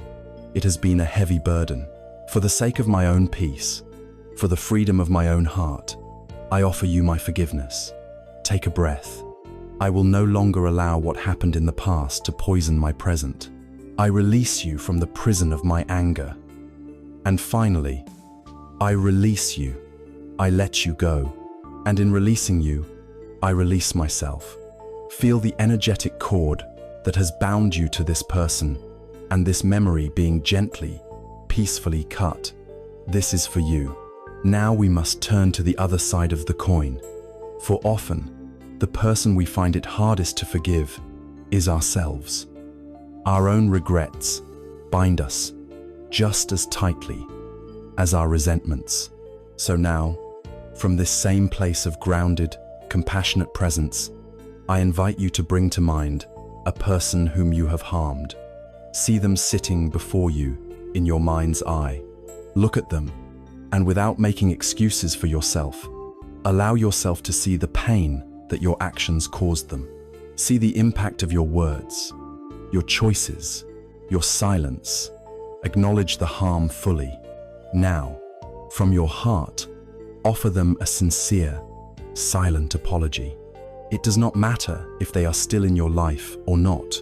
This is about cleaning your own heart. Silently say, I know that my actions, which were born from my own pain and my own confusion, caused you suffering. For the harm that I caused, I am truly sorry. Take a breath. I ask for your forgiveness, but whether you are able to give it or not, I will hold this sincere regret and this intention of healing in my heart, and then transform that regret into a positive wish. I wish you peace. I wish you healing from any pain I may have caused. I wish you happiness in your life. By doing this, you are not just stewing in guilt. You are transforming the painful energy of guilt into the healing energy of goodwill. You are cleaning your side of the street, taking responsibility, and letting go of the outcome. This work of forgiveness, both of others and of ourselves, is not a one-time event.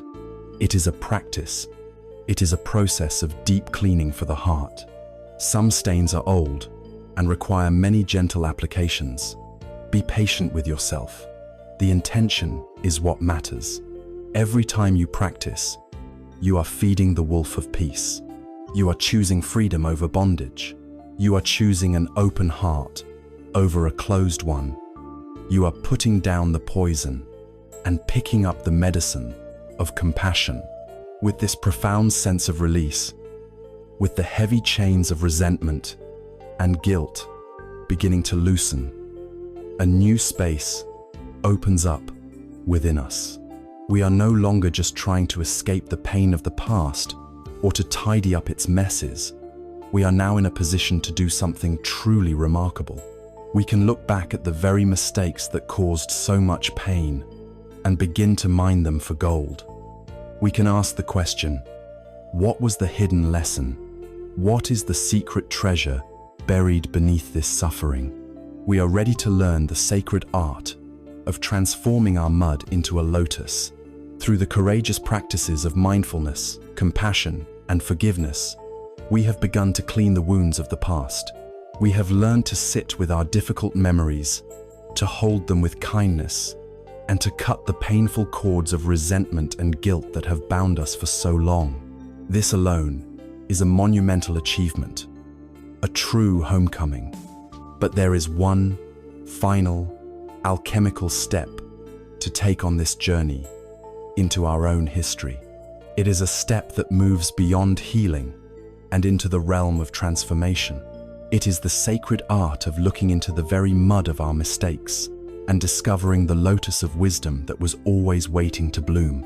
This is the understanding that our greatest strengths, our deepest compassion, and our most profound wisdom are often forged in the fires of our greatest failures.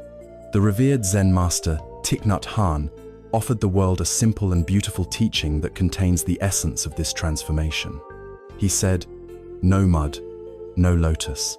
Think of this for a moment. The lotus flower is one of the most beautiful symbols in the world. It rises from the murky water, its petals pristine and perfect, radiating a pure and serene beauty. But where does it come from? It grows out of the dark, smelly, unstructured mud at the bottom of the pond.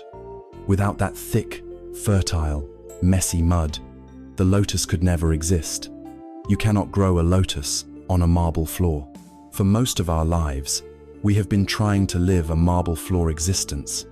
We have been ashamed of our mud.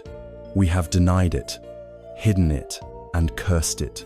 We have tried to scrub it off, believing that to be worthy, we must be pristine. This teaching invites us to a radical shift in perspective. It invites us to look at the mud of our life, the mistakes, the embarrassments, the failures, the regrets, and to see it not as a source of shame, but as the necessary, nutrient-rich soil from which our wisdom can grow. The pain we experienced, the humility we were forced to learn, the pride that was shattered, this is the very stuff that gives our character depth. It is the mud that allows the lotus of a compassionate and understanding heart to blossom. With this in mind, let us engage in a gentle reflection. Bring to mind one of the mistakes you have been working with, one that you have held with mindfulness and forgiveness. Now, instead of focusing on the pain of it, we will look for the lesson. Ask yourself, with genuine and kind curiosity, what did this experience teach me that I could not have learned any other way? Perhaps a painful business failure taught you the true value of integrity over profit. Perhaps a broken relationship, born of your own carelessness, taught you the profound importance of presence and true listening. Perhaps an act of arrogance that led to humiliation taught you the sweet relief and deep connection that comes from humility. Look deeper. How did this failure make you more human? Did it crack open a heart that was once too certain, too rigid? Did it give you a genuine empathy for others when they stumble, because you now know intimately what it feels like to fall? Often, our most painful mistakes are the very experiences that soften us, that make us kinder, more patient, and more understanding human beings. What hidden strengths did you discover in the aftermath? Did you find a reservoir of resilience you never knew you possessed? Did you learn how to ask for help? Did you discover who your true friends were? Do not justify the mistake, but honor the growth that arose from its ashes. See your past not as a transcript of your sins, but as the hidden curriculum of your own soul. In Japan, there is a beautiful art form called kintsugi, which means golden repair. When a cherished piece of pottery, a bowl, a cup, a vase is dropped and shatters into pieces, it is not thrown away. A master craftsman painstakingly reassembles the pieces, and in a process that takes weeks, he uses a special lacquer mixed with powdered gold to mend the cracks. The result is breathtaking. The bowl is not just repaired, it is transformed. The lines of breakage, once a symbol of its destruction, are now veins of shimmering gold. The bowl is considered more beautiful, more valuable, and more unique for having been broken. The philosophy of kintsugi is that an object's history of damage is not something to be hidden. It is an integral part of its story, and the act of mending is a celebration of its resilience.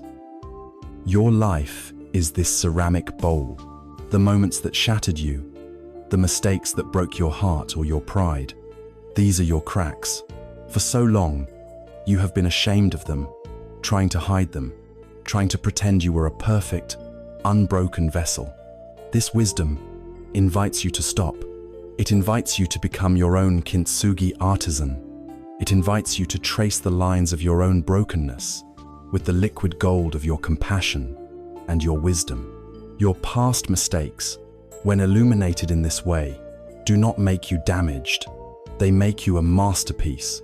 They tell the story of a life that has been lived, a heart that has been broken open, and a spirit that has become stronger, more beautiful, and more precious in the very places where it was mended. Perhaps the most powerful illustration of this principle is the story of a man named Angulimala.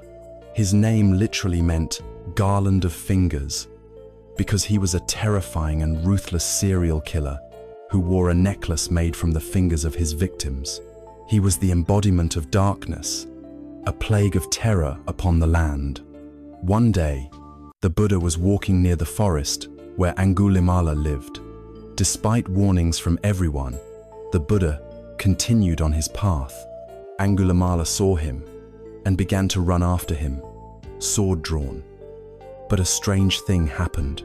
Though the Buddha was only walking at a normal pace, Angulimala, running with all his might, could not catch up to him. Exhausted and confused, he shouted, "Stop, monk! Stop!" The Buddha, without turning, replied calmly, "I have stopped, Angulimala. It is you who have not stopped." In that moment, something shattered in Angulimala's mind. He understood. The Buddha was not talking about physical movement. The Buddha had stopped the cycle of violence, hatred, and causing harm. It was Angulimala who was still running, trapped on the wheel of his own rage and suffering. He threw down his sword, bowed at the Buddha's feet, and asked to become a monk. His transformation was total. He shaved his head, put on the simple robes, and joined the community. It was not easy. When he went into towns to beg for his food, people who recognized him threw stones and garbage at him, screaming insults. He bore it all with incredible patience, understanding it as the inevitable result of his past actions. But in the end, through his immense determination, the same ferocious energy that had made him a killer now channeled into his spiritual practice. He did not just become a good man. He became a fully enlightened being, an arhat, who had found complete liberation. His story is the ultimate proof that no mud is too thick, no past is too dark. The greatest sinner can become the greatest saint. The most terrifying darkness can be transformed into the most brilliant light. This is the final turn of the key.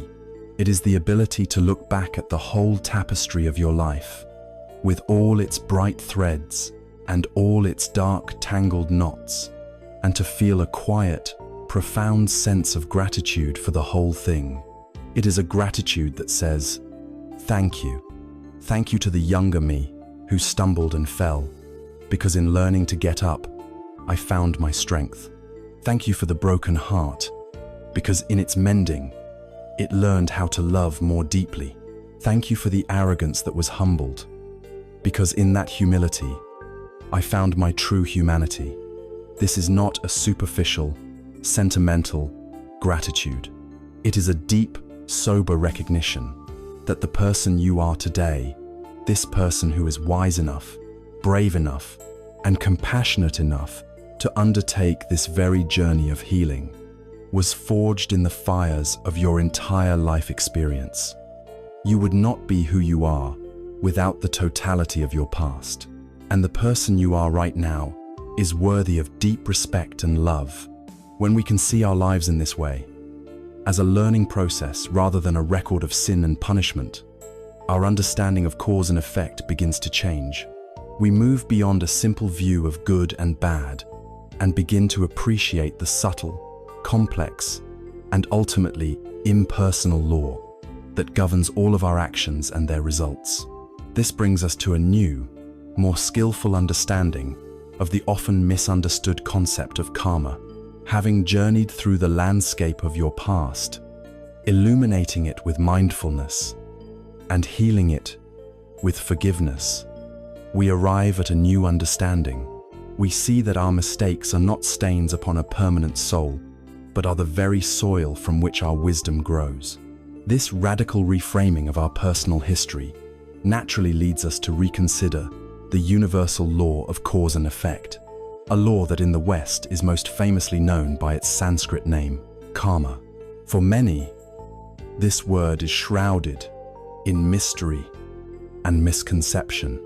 It conjures images of a cosmic accountant keeping a tally of our good and bad deeds, or a system of divine punishment and reward, or even a pre-written destiny from which we cannot escape. But the original teaching of karma is far more simple, far more logical, and infinitely more empowering than any of these interpretations. To understand karma correctly is to reclaim your power as the conscious creator of your own life. Let us begin by clearing away the fog. First, karma is not fate. It is not a rigid, predetermined script that we are forced to live out. In fact, it is the very opposite of predestination. The law of karma is the law of radical personal responsibility and the power of choice. Second, karma is not a system of cosmic justice administered by an external being. There is no celestial judge looking down, deciding who deserves to be punished and who deserves to be rewarded. Karma is as impersonal and as reliable as the law of gravity. If you hold a stone in your hand and let it go, it will fall. Gravity does not punish the stone for being released. It is simply the nature of things. In the same way, karma is the natural law of cause and effect in the moral and psychological sphere. An action, like releasing the stone, will inevitably have a result. The word karma itself, or karma, in the original Pali, simply means action, but it does not refer to all action. It refers specifically to intentional, volitional action. This element of intention, or satana, in Pali, is the absolute key. It is the intention behind an act that gives it its karmic weight. Accidentally stepping on an ant has a very different karmic consequence than intentionally killing one out of anger. The action that truly matters, the seed that is truly potent, is the one driven by a conscious will. These intentional actions are performed through three doors. The door of the body, with our physical acts. The door of speech, with the words we speak. And most fundamentally, the door of the mind, with our thoughts. A thought of hatred, even if never expressed, is a karmic action. A thought of compassion, even if no one knows it, is a karmic action. The mind is the forerunner of all things, and it is here, in the quality of our intentions, that the seeds of our future are sown.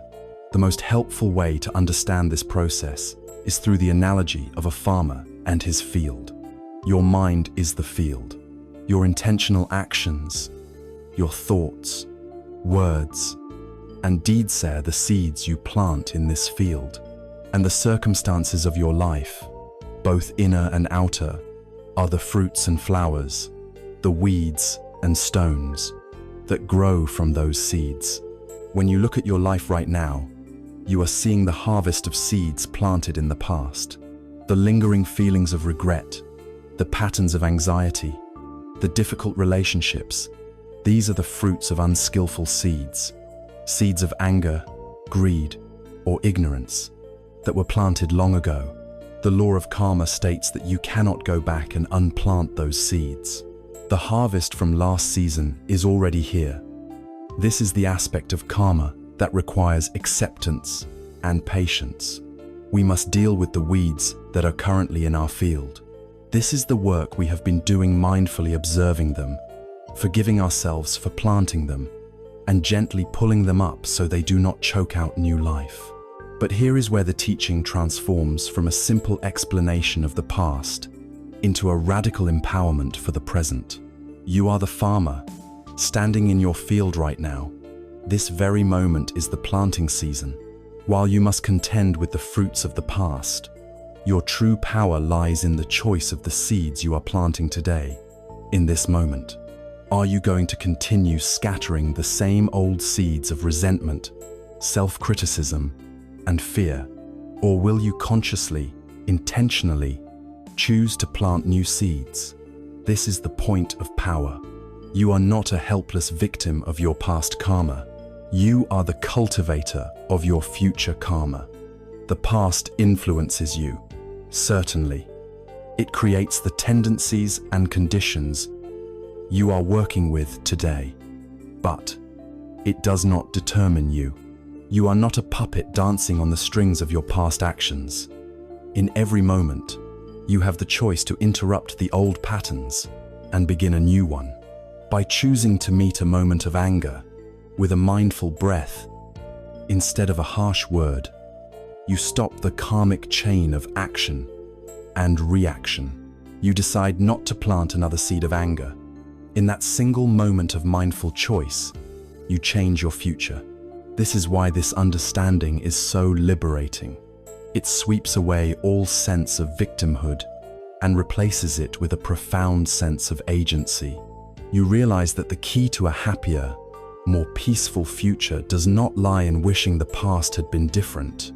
It lies entirely in the quality of your heart and mind right now. You are the farmer.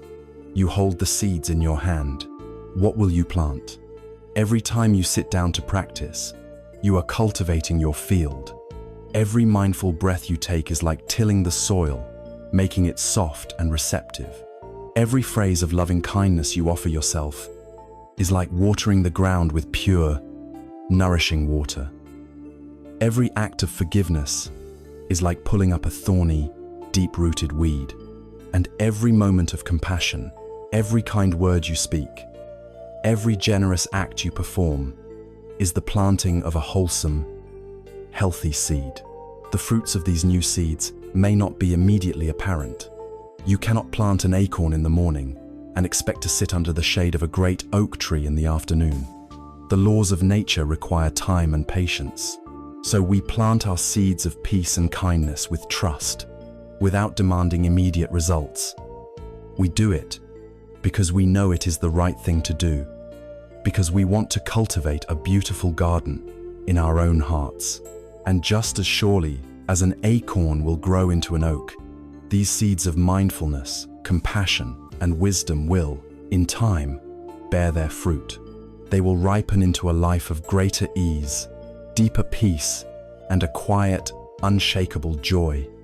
You will literally change the landscape of your mind, from a field of thorns and weeds to a garden of fragrant flowers. So, karma is not a sentence. It is an opportunity. It is the universe's compassionate way of telling you that your choices matter profoundly. It is a call to awaken to the power you hold in this very moment. The past is gone, like a dream. The future has not yet arrived. All you have is the field of the present moment and a handful of seeds. This understanding gives you the power to act, to choose, to shape your destiny from this moment forward. But what about the things we cannot change? What about the weeds that are already grown? The reality of an aging body? The losses we have already endured? What about the droughts and floods that are outside of our control as the farmer? Acting with skillful intention is one part of wisdom. The other part is learning to relate to the unchangeable realities of life. For this, we need another profound spiritual capacity. We need the strength, the grace, and the deep peace that comes from acceptance. We have explored the empowering law of karma, understanding that we are the cultivators of our own lives, planting the seeds of our future with every intentional action. This gives us a profound sense of agency over what is to come. But what about what is already here? What about the harvest from seeds planted long ago? What about the unchangeable realities of our past, the current limitations of our aging bodies, and the inevitable pains that life presents to us all? For these, we need a different kind of strength, a power that is not about doing, but about being. This is the deep, quiet, and courageous power of acceptance. In our culture, the word acceptance is often mistaken for weakness. We equate it with passive resignation, with giving up, with letting people walk all over us. But from a spiritual perspective, acceptance is one of the most powerful and active states of mind we can cultivate. It is not resignation, it is realism. It is not weakness, it is wisdom. It is the brave and intelligent choice to stop fighting a war with reality that we can never win, and in doing so, to free ourselves from the primary source of our own suffering. A great contemporary meditation teacher, Shinzen Young, distilled this wisdom into a simple, brilliant formula: suffering equals pain times resistance. Let's look at this. Pain is an unavoidable fact of human existence. There is the pain of the body, sickness, injury, the aches of aging. There is the pain of the heart, loss, grief, betrayal, loneliness. And there is the pain of looking back at our own mistakes, the sharp sting of regret. This pain is what the Buddha called the first arrow. It is the initial wound of life, and it is, to a large extent, outside of our control. It happens. Resistance, however, is the second arrow. This is the arrow that we shoot at ourselves.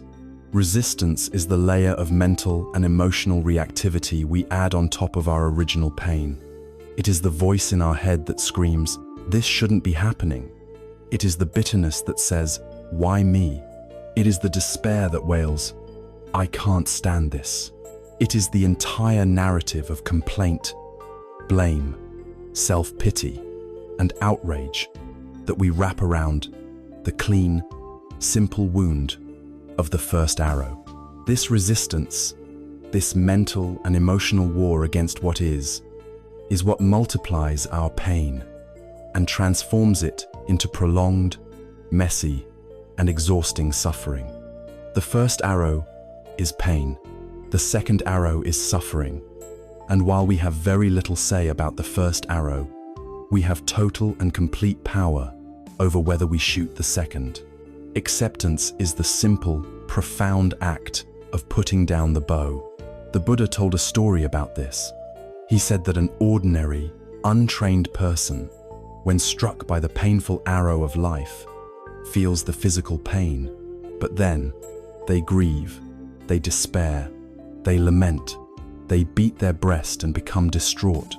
Thus he feels two pains, the Buddha said, physical and mental, just as if they were to shoot a man with an arrow and, right afterward, were to shoot him with another one, so that he would feel the pain of two arrows. A wise person, however, when struck by the first arrow, understands its nature. They do not add to it. They feel the pain of that one arrow, but they do not shoot a second one into themselves. They do not add the story of resentment and despair. They tend to the first wound with clarity and composure. So the question for us, as we look at our regrets, is this: the mistake in the past was a first arrow. It happened, and it was painful. But how many second arrows have you shot into yourself since then? How many thousands of arrows of self-blame, guilt, shame, and rumination have you inflicted upon your own heart over the decades? The practice of acceptance is the decision, right now, to stop. It is the willingness to feel the ache of the first wound without adding the agony of the second. Let us apply this directly. First, We must accept the past. This sounds simple, but it is radical. The past is 100% unchangeable. No amount of wishing, worrying, or regretting can alter a single moment of what has already occurred. And yet, how much of our precious life energy have we spent in a state of war with the past? We argue with it in our minds. We replay scenes with different endings. We torment ourselves with what-ifs and if-onlys. This is as futile and as exhausting as standing on the seashore and screaming at the tide to turn back. You will only exhaust yourself and become hoarse. Acceptance is declaring a truce in this unwinnable war. It is not saying you approve of what happened. It is not saying it wasn't painful. It is simply and bravely acknowledging the solid, unchangeable fact that it happened exactly as it did. And in that moment of surrender to the reality of what was, an immense amount of energy is liberated. Energy that was being consumed by a useless fight is now available for healing, for living, and for creating a better present. Second, we practice accepting the present moment exactly as it is. This means accepting the feelings that are here right now, even the uncomfortable ones. Perhaps as you do this work, a wave of profound sadness for the past arises. The habit is to resist it, to think, I shouldn't feel sad, I should be over this. That is the second arrow. Acceptance is to allow the sadness to be there, to say, sadness is present. I can make space for this feeling. It is a cloud passing through the sky of my awareness. This also means accepting the physical realities of the present, particularly the realities of an aging body, the aches in the joints, the fading eyesight, the loss of certain physical abilities. These are first arrows. Our resistance sounds like, I hate getting old. My body is failing me. This is terrible. This is the second arrow of suffering.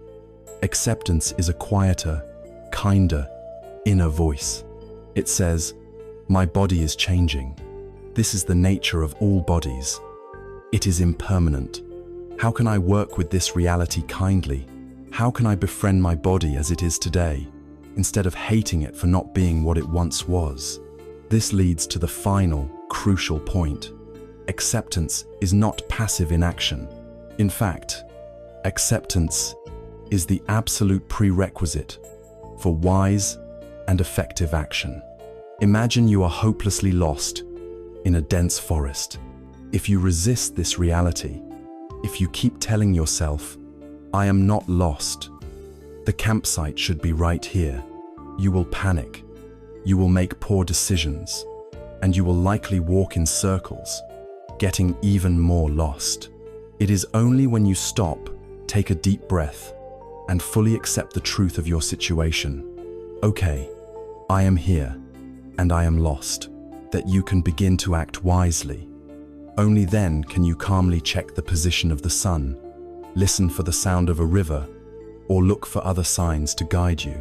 You must accept reality before you can skillfully respond to it. If you fully accept the reality of a past financial mistake, you can then take clear-headed, wise action to manage your finances in the present.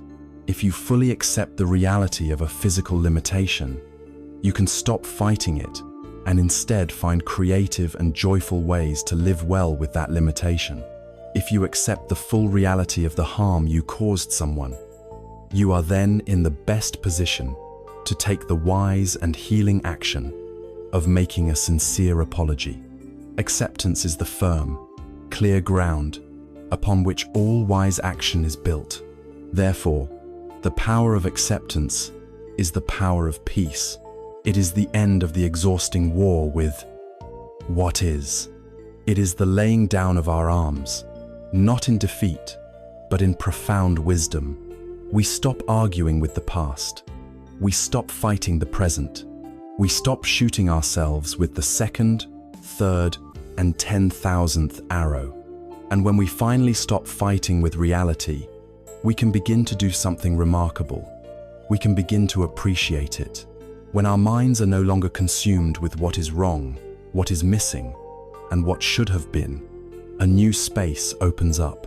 It is a space of quiet attention, a space where we can begin to notice the simple, profound, and ever-present beauty that is available in every ordinary moment of our lives. We are ready to find joy, not in a perfect past or an ideal future, but right here, in the simple gift of being alive. Having declared a truce in the long and wearying war with reality, a new quality of quietness can begin to settle in our hearts.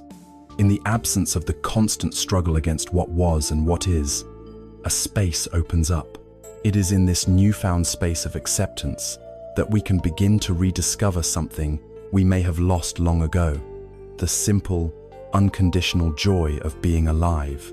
This is not the loud, achievement-based happiness the world often promotes.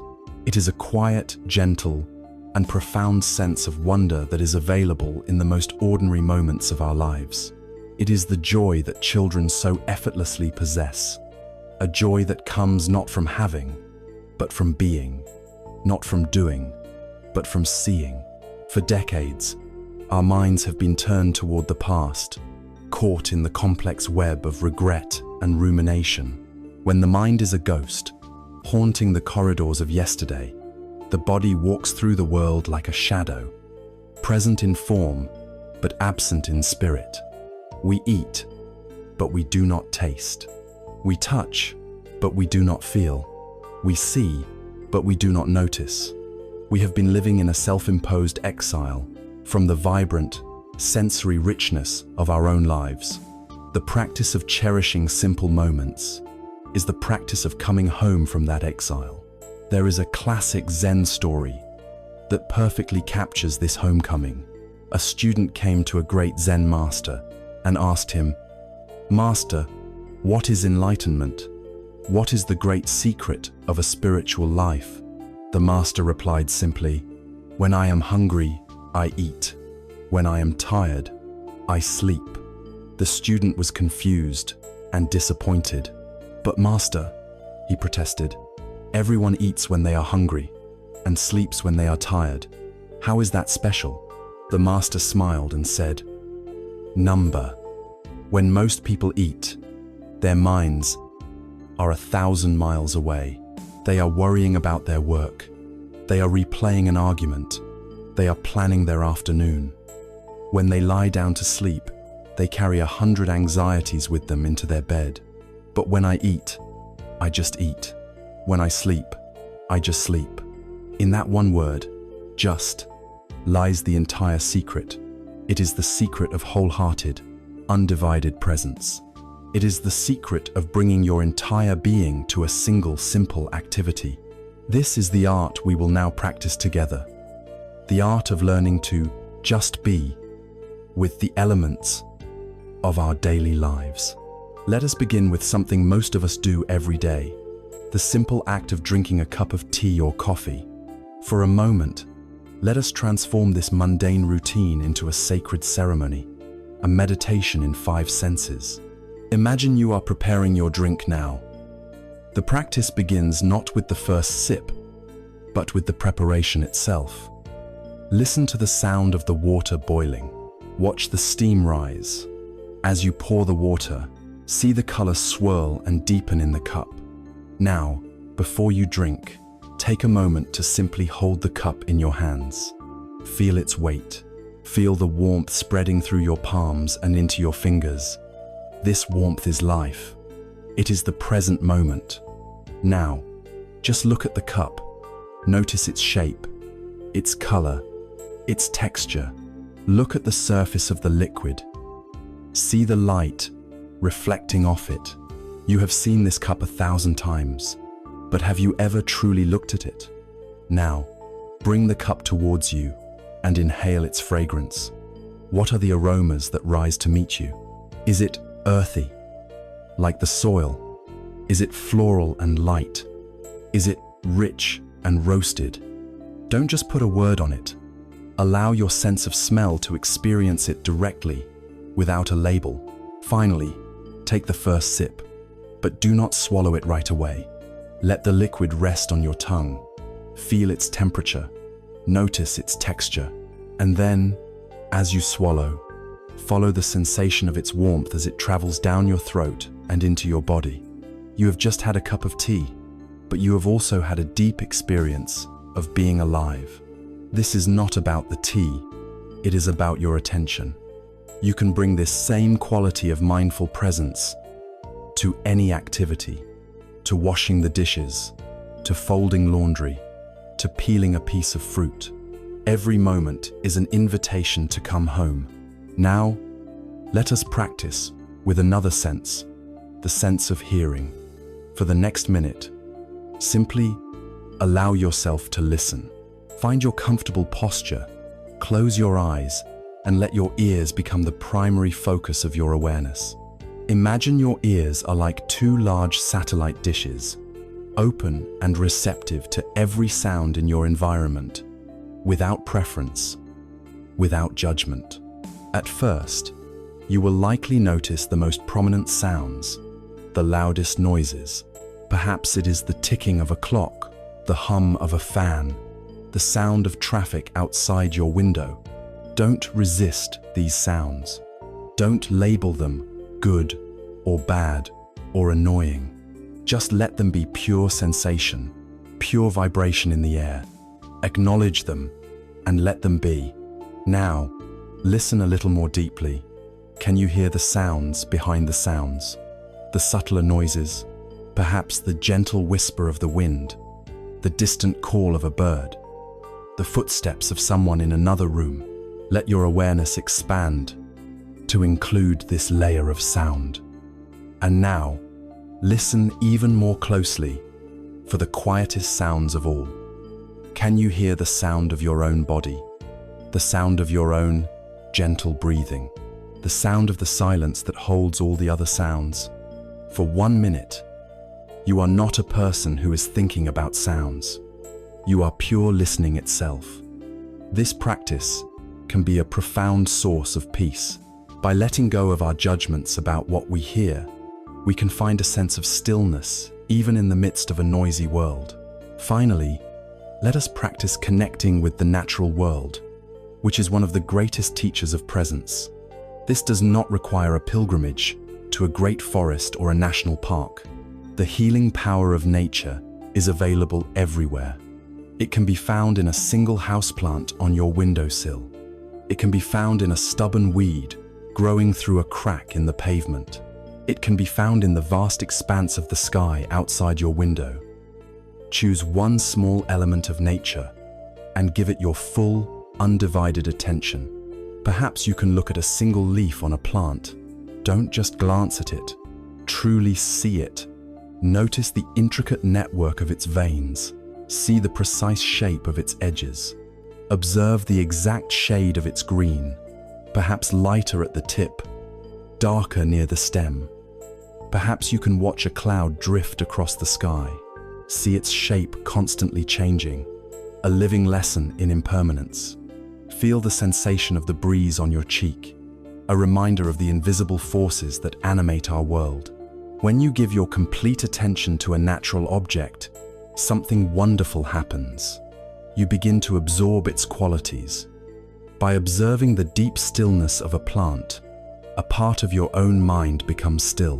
By connecting with the patient, steady rhythm of the natural world, you step out of the frantic, anxious rhythm of your own thoughts. You remember that you are a part of something much larger, much older, and much wiser than your own small story of regret. These simple practices are the antidote to the hungry, restless mind that is never satisfied with the present. The mind caught in regret is always saying, "If only the past had been different, then I could be happy." The mind caught in anxiety is always saying, "If only I can achieve this in the future, then I will be happy." The joy we discover in simple present moments reveals the great lie behind both of these statements. It teaches us that peace and happiness are not destinations to be reached, after we fix the past or conquer the future. They are qualities of being that are available to us right now, in the taste of our tea, in the sound of the wind, in the sight of a single leaf. When we learn to inhabit the present moment this fully, when we find our lives to be so rich with simple beauty right here, our obsessive concern with the future begins to naturally fall away. Why would we spend so much time worrying about the final chapter of the book when we are so deeply absorbed in the beauty and richness of the page we are reading right now? This deep appreciation for the gift of the present moment gives us the courage and the stability to look at the one future event that we all must face, not with terror or denial, but with the same calm, wise, and curious presence we are now cultivating. We are ready to look at our own mortality. By learning to find joy in the simple, unfolding moments of our lives, we begin to inhabit the present with a new sense of richness and gratitude. We discover that happiness is not a faraway destination, but a quality of attention we can cultivate right here, right now. This very appreciation for the preciousness of life gives us the courage to look at its most profound and inevitable reality, a reality our culture spends enormous energy trying to ignore, deny, and hide. This is the reality of our own death. To many, bringing up the topic of death seems morbid, a way to invite sadness and fear into our hearts. But from the perspective of ancient wisdom, the mindful contemplation of our own mortality, a practice known as maranasati, is one of an essential and most life-affirming practices we can undertake. It is a paradox, but it is a truth. Only by learning to face death with a calm and open heart can we learn to truly live. Our society treats death as a failure, a taboo subject to be spoken of only in hushed tones.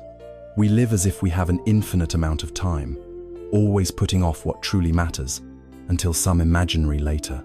This denial creates a deep and persistent undercurrent of anxiety in our lives.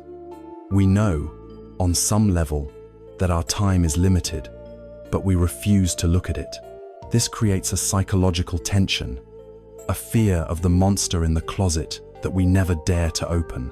The practice of maranasati is the act of gently opening that closet door, turning on the light, and seeing that the monster is not a monster at all, but a simple, natural, and universal truth. By turning to face our mortality, we do not invite it to come sooner. Instead, we rob it of its power to haunt our lives with fear. When death is no longer a dreaded enemy but an acknowledged advisor, we are liberated from the anxiety of denial and freed to live with a new sense of purpose and clarity. There is a poignant story that illustrates the transformative power of this acceptance. A young woman named Kisa Gotami lived in the time of the Buddha, and her young son was the light of her life. One day, the child fell ill and died, consumed by a grief so powerful it bordered on madness. Kisa Gotami refused to accept his death. She clutched his small, lifeless body to her chest and went from house to house, desperately begging for a medicine that could bring him back. Some people mocked her, others pitied her, but no one could help. Finally, a wise man, seeing her immense suffering, directed her to the Buddha. She ran to him, laid her child at his feet, and pleaded for the magic medicine. The Buddha looked at her with infinite compassion and said, "There is only one thing that can help you. Go into the village and bring me back a single mustard seed. But it must come from a house where no one, not a child, not a parent, not a friend, not a servanthus ever died." Hope surged in Kisa Gotami's heart. A mustard seed was such a simple thing. She ran to the first house and knocked on the door. "The Buddha has sent me for a mustard seed to heal my son," she said. "Can you give me one?"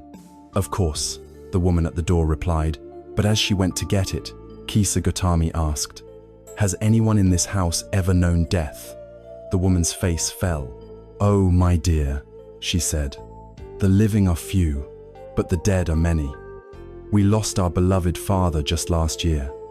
So Kisa Gotami went to the next house, and the next, and the next. The story was the same everywhere. Everyone was willing to give her a mustard seed, but every single family had been touched by the hand of death. One had lost a spouse, another a sibling, another a child. As the sun began to set, Kisa Gotami sat by the side of the road, the truth of her journey dawning on her. She had not found the magical seed to cure her son, but she had found something far more profound. She had found the cure for her own suffering. She realized that death was not a unique tragedy that had befallen only her. It was the shared, universal condition of all living things. In her sorrow, she had thought she was all alone, but she now understood that every other person in that village carried a similar sorrow in their heart. This realization extinguished the fires of her frantic clinging. She took her son's body to the charnel ground, let him go, and returned to the Buddha, not as a desperate mother, but as a woman whose heart had broken open into wisdom. Kisa Gotami's journey is our journey. Our denial of death isolates us and makes us feel that our eventual fate is a personal failure. Accepting its universality connects us to the great stream of all life and frees us from our terrified, lonely vigil. This acceptance then becomes a powerful tool for living. If you knew, with certainty, that this day could be your last, how would you live it? This question is not an invitation to recklessness, but to a radical reordering of your priorities. Suddenly, the petty grievances, the small arguments, the stubborn grudges you hold, they all reveal themselves as a complete waste of precious time. The things you have been putting off, making that phone call, writing that letter, offering that apology, speaking that word of love, suddenly become the most urgent and important tasks of the day. The awareness of death is a clarifying fire that burns away the non-essential and reveals what truly matters, the quality of our connection to ourselves and to others. It teaches us to live with a sense of sacred urgency, to treat each day as a complete lifetime, to be kind now, to love now, to be authentic now, because now is the only time we are guaranteed to have. Let us sit with this for a moment in a gentle contemplation. This is not to create fear, but to loosen the grip of our attachment. Sit comfortably and bring your awareness to your own body, this faithful vessel that has carried you through life. Reflect for a moment that this body, composed of the elements of the earth, is temporary. It arose from conditions. It has been sustained by conditions, and it will dissolve back into conditions. The earth element of your body, your bones and flesh, will one day return to the soil. The water element, your blood, sweat, and tears, will return to the rivers and the great ocean. The fire element, the metabolic heat that courses through you, will dissipate and return to the great fire of the sun. And the air element, this very breath you are breathing now, will merge back into the vast, unseen wind. This is not a destruction. It is a returning. It is a dissolution of the small self back into the great web of life, from which it was never truly separate. By contemplating this, our fierce, anxious clinging to this body, to this personality, can begin to soften. We see ourselves less as a solid, permanent entity, and more as a temporary, precious wave on the surface of an infinite ocean. This brings us to the ultimate gift of contemplating our mortality. It is the most powerful motivation to live a life free from new regrets. We have spent this entire journey learning how to release the burdens of the past. The awareness of death is the ultimate tool to ensure that we do not create new burdens from this day forward. When death becomes your trusted advisor, sitting quietly on your shoulder, it helps you make every choice with greater wisdom. When you are about to engage in a pointless argument, it whispers, "Is this truly worth your final hours?" When you are afraid to speak your truth or to show your love, it asks, "If not now, when?" Living with this awareness is like having a compass that always points to what is most essential. It guides us to live with integrity, to love with courage, and to act with a compassion that leaves no room for future regret. It inspires us to live in such a way that when the sun of our own life finally begins to set, we can watch the beautiful colors spread across the sky, not with fear or denial, but with a deep and peaceful heart, knowing that we have lived fully, loved well, and are ready for the great mystery. To face our past, our regrets, our relationships, and even our own mortality requires immense courage. These inner practices are the tools that allow us to do this work, but the path is not meant to be walked in utter solitude. The Buddha recognized that while the journey is internal, its chances of success are immeasurably increased when we have the support, the guidance, and the friendship of others who are walking a similar path. The solitary journey can be difficult, but there is immense strength to be found in community. We have now journeyed deep into the inner world, learning to face our past, our pain, and even our own mortality with a new and courageous heart. This is the inner work, the solitary path of self-discovery that each of us must ultimately walk for ourselves. But the wisdom of this path has always recognized a profound truth. While the journey is inward, we do not have to make it entirely alone. The challenges of staying mindful, of keeping the heart open, of not falling back into the deep ruts of old habits like regret and self-criticism are immense. In our moments of weakness, doubt, and despair, our individual resolve can feel fragile. It is for this reason that the Buddha, from the very beginning, established not just a teaching, but a community. This community is known as the Sangha, and it is the living, breathing embodiment of the path, a source of strength, guidance, and unwavering support. When we hear the word Sangha, we might picture robed monks and nuns in a faraway monastery, and traditionally, this is what it referred to. But for our purposes, for those of us living ordinary lives in the modern world, the meaning of Sangha can be understood much more broadly. A Sangha is any community of people who come together with a shared intention. The intention to practice mindfulness, to cultivate compassion, and to support one another on the path of awakening. It can be a formal meditation group that meets once a week at a local center. It can be an online community that gathers virtually to sit in silence and share their experiences. It can even be as simple as two friends who agree to check in with each other regularly about their practice, offering mutual encouragement. The form is less important than the function.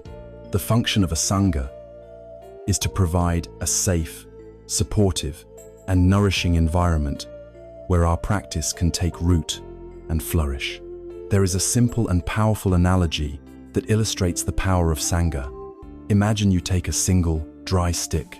With very little effort, you can snap it in two. The stick, on its own, is brittle and weak.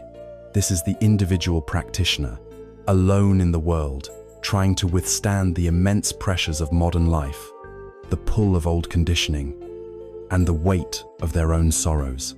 It is so easy for our resolve to snap, but now, imagine you take a bundle of 20 of these same sticks and bind them together tightly. Try to break that bundle. It is nearly impossible. The collected strength of the sticks, bound together, makes them resilient, powerful, and unbreakable. This is the Sangha. When we bind ourselves to a community of practice, we draw strength from the presence of others, and we offer our own small strength to the whole. Your doubt is met by another's faith. Your fatigue is met by another's energy. Your confusion is met by another's clarity. You are no longer a single, fragile stick, easily broken. You are part of a bundle, strong and resilient, held together by a shared commitment to the path. One of the most profound gifts of a Sangha is the healing that comes from sharing our burdens in a safe and non-judgmental space. For years, perhaps for decades, you have carried your regrets in silence, believing you were uniquely flawed, that your mistakes were darker than anyone else's. This isolation is a core part of the suffering. It creates shame, the feeling that we must hide our true selves to be accepted. Then, you sit in the quiet circle of a Sangha and you hear another person speak. They share a story of their own regret, their own struggle with self-forgiveness, their own fear, and in their story, you hear the echo of your own. In that moment, a profound shift occurs. The wall of your isolation crumbles. You feel a wave of relief wash over you as you realize, I am not alone in this. This shared humanity is incredibly healing. It normalizes our struggles and removes the toxic sting of shame. Furthermore, in a true Sangha, the listening is of a special quality. It is not the usual listening of conversation, where people are simply waiting for their turn to speak, to offer advice, or to fix the problem. It is what is known as compassionate listening, or deep listening. It is the practice of offering someone your full, silent, and loving presence, without any agenda other than to let them feel heard and accepted exactly as they are. To be received in this way, with all your perceived flaws and failures, is a powerful medicine for the soul. Beyond the emotional support, the Sangha is a vessel for collective wisdom. Walking the spiritual path can sometimes feel like navigating a dense forest with a tattered map. It is easy to get lost, to walk in circles, or to become discouraged. In a community of practice, you are surrounded by fellow travelers who are at different points on the path. Someone who is just a few steps ahead of you may be able to point out a pitfall to avoid. Someone who has been walking the path for many years may be able to offer a perspective that completely illuminates a difficulty you are facing. You might hear someone ask a question that you were too afraid to ask, or a question that you didn't even know you had. And the ensuing discussion opens up a whole new level of understanding for you. The Sangha becomes a living, breathing library of experience. The collective wisdom of the group is far greater than the sum of its individual parts. It accelerates our growth, deepens our understanding, and keeps us from getting stuck in the inevitable cul-de-sacs of the journey. There is also a more subtle, energetic benefit to practicing with others. While practicing alone is essential for developing self-reliance, there is a unique power that arises when a group sits together in silence. A palpable field of stillness and concentration is generated. The collective intention to be present creates a supportive atmosphere that helps each person to settle their own mind more easily. The silence of the person next to you can help to quiet your own inner chatter. The stability of the group can feel like a container that holds and supports your own wavering attention. It is like the scientific principle of resonance, where one vibrating tuning fork can cause another nearby fork to begin vibrating at the same frequency. The calm, centered energy of the group can help our own anxious energy to resonate with that same calmness. For many people, their deepest and most peaceful meditations happen in the quiet, potent container of a sangha. So how does one find this invaluable support? In our modern, connected world, it is more accessible than ever. You can look for local meditation centers in your area. Many tradition Zen, Vipassana, Shambhala Have, centers in cities across the country that welcome newcomers. If you live in a more remote area, the internet provides a wealth of resources.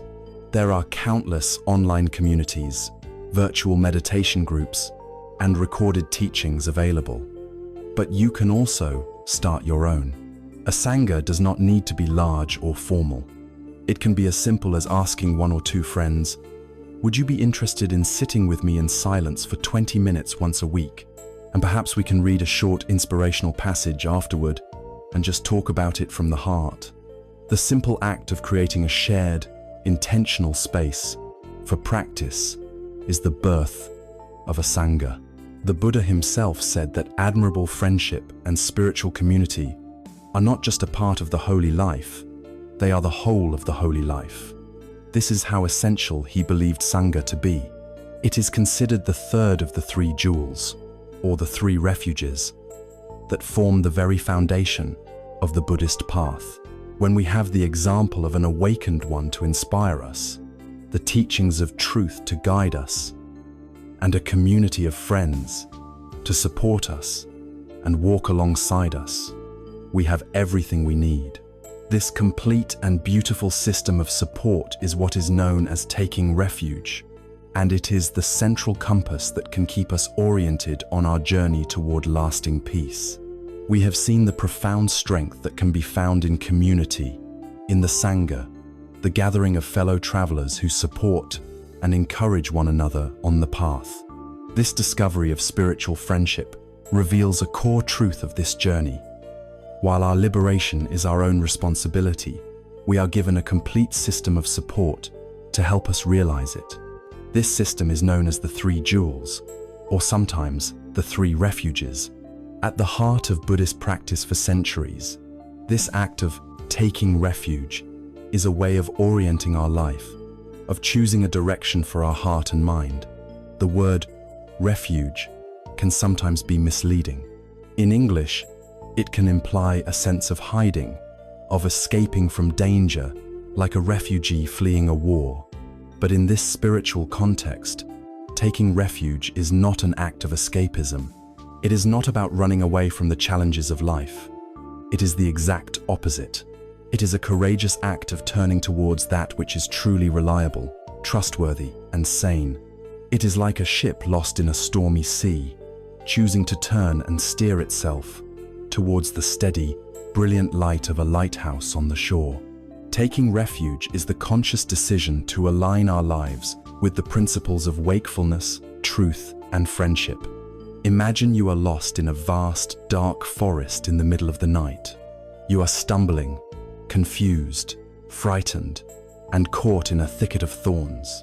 This is the state of our mind when lost in regret and suffering. Suddenly, in the distance, you see a person holding a brilliant torch. They are calm and serene, and their light cuts through the darkness.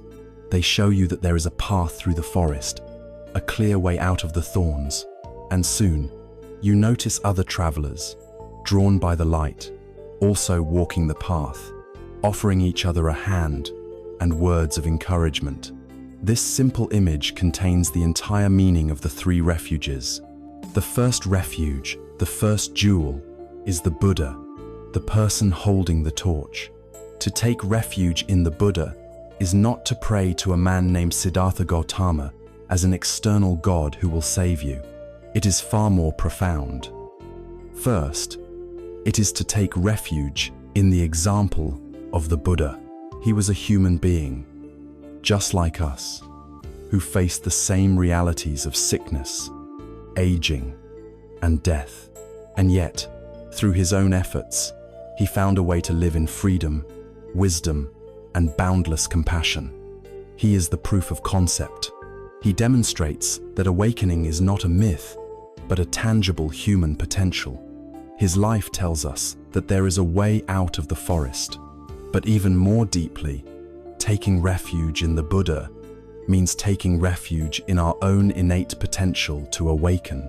A central teaching in many Buddhist traditions is the concept of Buddha nature, the idea that within every single living being there is a seed of perfect wisdom and compassion, an inner Buddha that is just waiting to be discovered.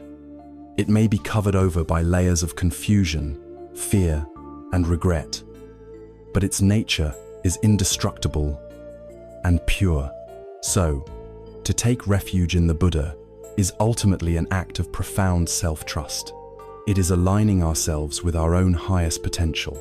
It is trusting in the luminous, wise, and compassionate nature that lies at the very core of our being, waiting to be uncovered. The second refuge, the second jewel, is the Dharma. In our analogy, this is the path that the torch illuminates. The word Dharma is rich with meaning, but for our purposes, it can be understood in two primary ways. First, Dharma means the truth itself, the unchangeable law of how things are. This is the truth of impermanence, that everything is in flow. It is the truth of no self, that we are not a fixed, solid entity. It is the truth of karma, the law of cause and effect. To take refuge in the Dharma, in this sense, is to align ourselves with reality. It is to stop arguing with the way things are. It is like a sailor who, instead of trying to fight the wind and the currents, learns to work with them skillfully to guide the ship.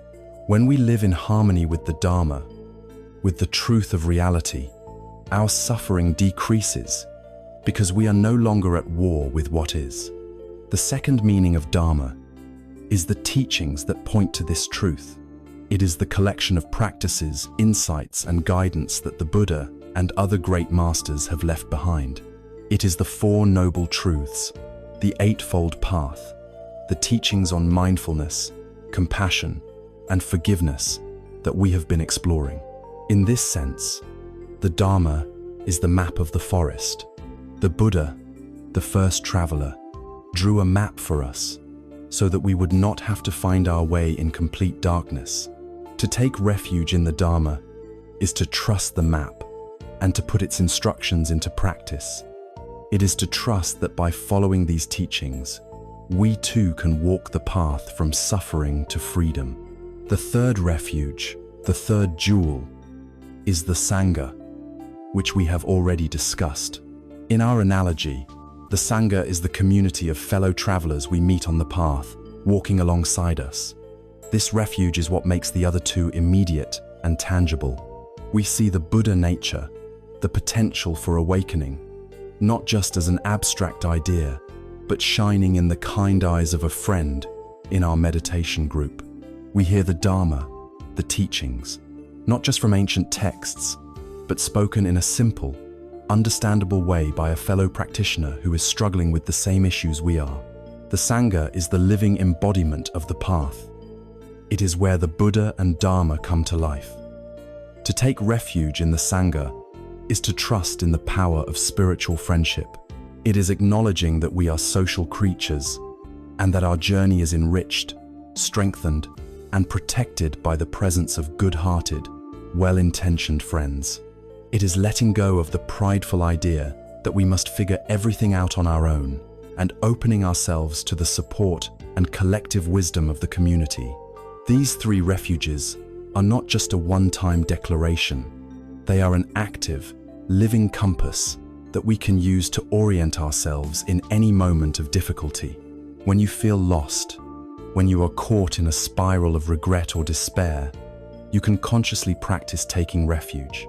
You can pause, take a breath, and use these jewels as a series of guiding questions.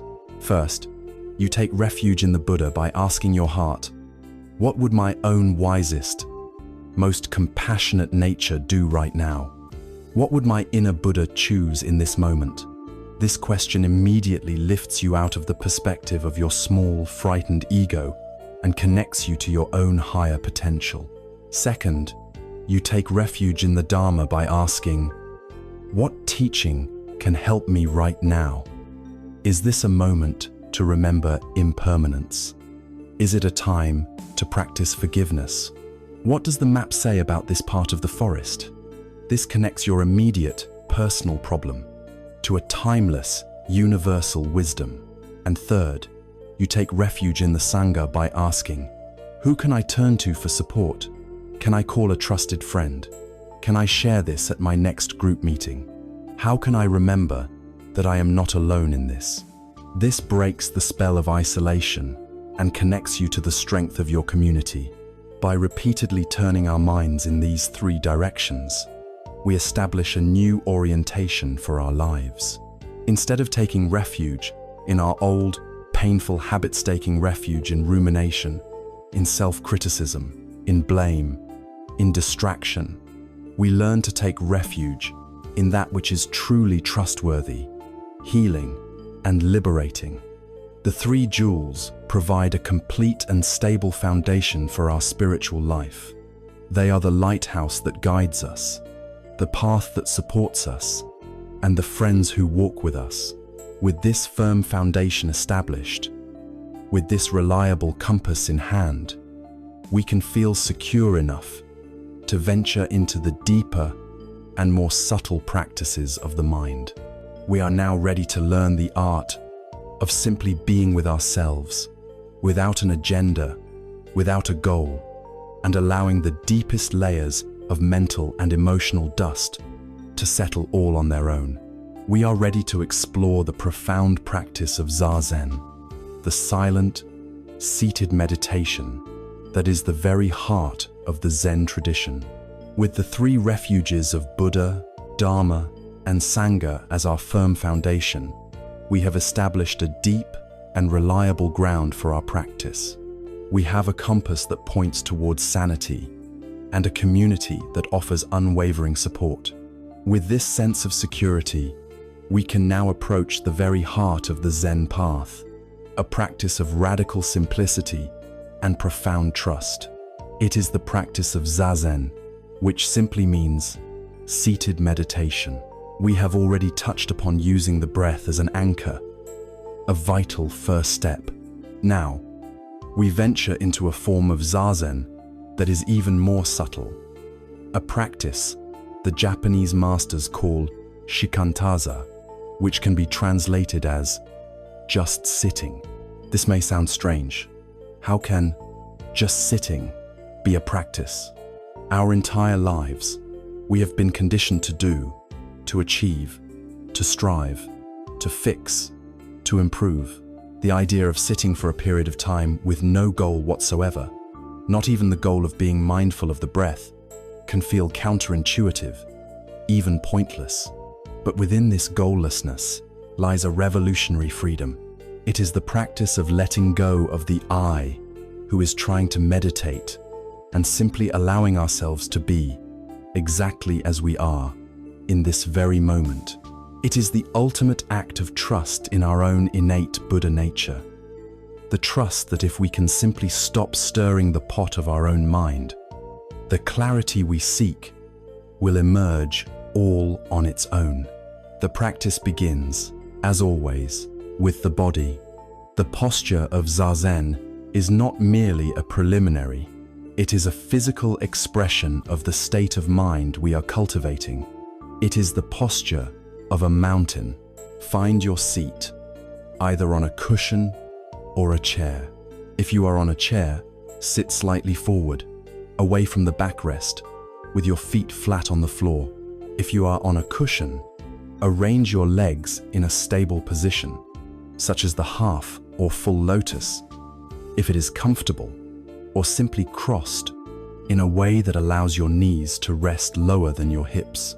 Your lower body, your knees, and your tailbone should form a solid, stable tripod, the unshakable base of the mountain. From this firm base, your spine rises, straight and erect, but not stiff. Imagine each vertebra is a golden coin, stacked one on top of the other, reaching for the sky. Your shoulders are relaxed. Your chin is slightly tucked in, as if you are being gently pulled up from the crown of your head. Your hands rest in your lap, one palm atop the other, with the thumbs lightly touching to form an oval. This is the cosmic mudra, a gesture of balance and harmony. Your eyes are kept partially open, with your gaze resting softly on the floor, a few feet in front of you. Without focusing on anything in particular, your mouth is closed, with your tongue gently resting on the roof of your mouth, just behind your teeth. Take a moment to settle into this posture. It is the posture of dignity, of wakefulness, of stillness. It is the mountain, unmoved by the winds that blow across its surface. Now, what do we do with the mind? A student once asked a Zen master, "Master, what do you do when you meditate?" The master replied, "I do nothing." The student, perplexed, said, "But you sit there for hours every day. How can you be doing nothing?" The master smiled. "That," he said, "is the doing nothing. This is the heart of the instruction for just sitting. We let go of all agendas. We are not trying to count our breaths. We are not trying to follow our breath. We are not trying to stop our thoughts. We are not trying to achieve enlightenment. We are not trying to feel peaceful. We simply sit with an open, spacious, and panoramic awareness. We let our senses be open. We are aware of the sounds in the room, the temperature of the air on our skin, the posture of our own body, and we are aware of the activity of the mind. Imagine you have a glass of water drawn from a muddy river. The water is full of dirt and sediment, and it is completely opaque. If you wanted the water to become clear, what would you do? You would not stir it more vigorously, hoping to force the mud to disappear. You would not try to reach in with tiny tweezers and pick out each particle of dirt one by one. The most effective, and indeed the only, way to make the water clear is to set the glass down on a steady surface and let it be. You do not interfere. You simply let it rest, and of its own accord, through the natural law of gravity, the particles of mud will slowly, gradually settle to the bottom, and the water's own natural, inherent clarity will be revealed. Your mind is this glass of muddy water. Your endless thoughts, your painful memories, your looping regrets, your anxious plans, this is the mud that clouds your mind. Your whole life, you have been desperately trying to fix your mind. You have been stirring the water, analyzing your thoughts, fighting with your feelings, trying to force yourself to be peaceful. The practice of Zazen, of just sitting, is the radical and courageous act of setting the glass down. You just sit. You stop interfering. A thought arises. You don't grab onto it and follow its story. You don't try to push it away and suppress it. You simply let it be there. You let it arise, you let it linger, and you let it dissolve, all on its own. A feeling of sadness comes. You don't indulge in it. You don't fear it. You just allow the feeling of sadness to be present in the vast space of your awareness. You are like the mountain, and your thoughts and feelings are like clouds passing in front of you. You are not the clouds. You are the vast, stable, unmoving mountain that provides the space for the clouds to come and go. This practice will, at first, feel very strange. You may feel bored. You may feel restless. Your mind may seem even louder than before, precisely because you are no longer distracting yourself from it. This is normal. The habit of constant mental doing is incredibly strong. The practice is simply to keep returning, moment after moment, to the simple act of just being. You sit, thoughts come, you notice them, and you let them go. A sound happens, you notice it, and you let it go. The mind wanders off for 10 minutes. You wake up, and without any self-criticism, you return to just sitting, right here, right now. The true fruit of Zazen is often not found during the sitting period itself. The fruit appears in your daily life. You may find that you are just a little less reactive, When someone says something challenging, you may notice a small gap of stillness opening up between a difficult event and your habitual response to it. You may find yourself more present with your loved ones, more patient with yourself. The stillness you cultivate on the cushion begins to seep into the fabric of your life. By ceasing all of our usual mental gymnastics, by letting go of the need to control our own experience, we allow something wonderful to happen. The mud settles. The frantic activity of the egoic mind subsides. And what is left, what is revealed, is the natural quality of the mind itself, the true nature of the water. It is found to be inherently clear, bright, still, and spacious. This peace is not something you have to create. It is your birthright. It is the fundamental nature of your own awareness, which has been obscured by the mud of your own ceaseless thinking. Zazen is the practice of trusting in this inherent clarity. It is the ultimate expression of letting go, of allowing our own inner wisdom to emerge from the silence. It is the deep, profound rest of the mountain. But we are not mountains. We are human beings, and we must move, walk, and act in the world. The great challenge and the great beauty of this path is learning how to carry the stillness of the mountain with us as we descend back into the valley of our daily lives. How do we integrate this profound inner silence with the necessary outer movement of our existence? For this, the tradition offers us a beautiful practice that serves as a bridge between stillness and motion, between the meditation cushion and the world. This is the practice of Kin-hin, or walking meditation. We have sat on the cushion and discovered the deep stillness of the mountain, the quiet mind that is our birthright. In the practice of Zazen, we learn to let the turbulent waters of our thoughts settle, revealing the inherent clarity that lies beneath. This is a profound and essential refuge, but we cannot spend our entire lives sitting on a cushion. We are beings who must move, who must walk through the world, who must engage with the challenges and joys of daily life. The great question then becomes, how do we carry the stillness of the mountain with us into the valley? How do we integrate the peace we find in silence with the necessary movements of our day? For this, the wisdom of Zen offers a beautiful and powerful practice that serves as a perfect bridge between stillness and motion. This is the practice of Kin-hin, or walking meditation. At first, the idea of walking as a meditation might seem strange. We walk every day, but we do it with a purpose. We walk to get to the kitchen, to go to the store, to get some exercise. Our walking is almost always goal-oriented. Our body is moving in one direction, but our mind is usually somewhere else entirely, lost in planning the future or replaying the past. Walking meditation invites us to a radical reimagining of this simple act. In this practice, we walk with no goal at all. We are not trying to get anywhere. The destination is not the point. The point is the walking itself. The point is to be so fully present with the experience of each single step that we arrive completely in the here and now. We let go of our obsession with arriving at a future destination so that we can finally arrive in our own lives.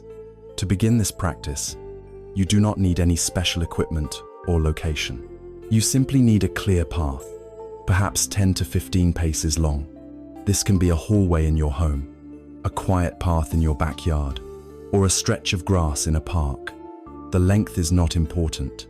What matters is that you have a clear space where you can walk back and forth without having to think about navigating obstacles. Stand at one end of your chosen path. Let your body be upright and dignified, just as in your seated meditation. Your hands can be held in a simple traditional posture called shashu, where you make a light fist with one hand and the other hand gently covers it, holding them together against your solar plexus. Or you can simply clasp your hands behind your back, or let them hang naturally at your sides. Your gaze should be soft, resting on the ground, about 6 to 8 feet in front of you. You are not looking for anything, just allowing your eyes to rest. The pace of this walking is slow, deliberate, and graceful, much slower than your normal, hurried pace. It is this slowness that opens the door to awareness. The core of the practice is to coordinate your steps with your breath, uniting mind and body into a single, seamless flow. As you begin to walk, let your attention rest on your breathing. Now, we will sync the two movements. For example, as you take a long, slow inhalation, you take one slow, deliberate step forward with your left foot. As you take a long, slow exhalation, you take one slow, deliberate step forward with your right foot. In breath, one step. Out breath, one step. Let the rhythm be natural and unforced. The breath may be long, the step may be slow. There is no rush. You are simply bathing each step in the full awareness of one complete breath. This simple act of coordination is incredibly powerful. It anchors the mind firmly in the present. When your mind is occupied with the feeling of the breath and the feeling of the step, there is very little room for it to wander off into old stories of regret or future anxieties. Now, as you continue to walk in this slow, rhythmic way, bring your attention even more deeply into the physical sensations in your feet. This is where the practice truly comes alive. As you prepare to take a step, feel the subtle shift in weight in your standing foot. As you lift your other foot from the ground, feel the sensation of it being released. Feel your foot moving through the air. And then, as you place it down, notice the sequence of sensations. Feel the heel making gentle contact with the earth. Feel the weight rolling forward onto the ball of your foot.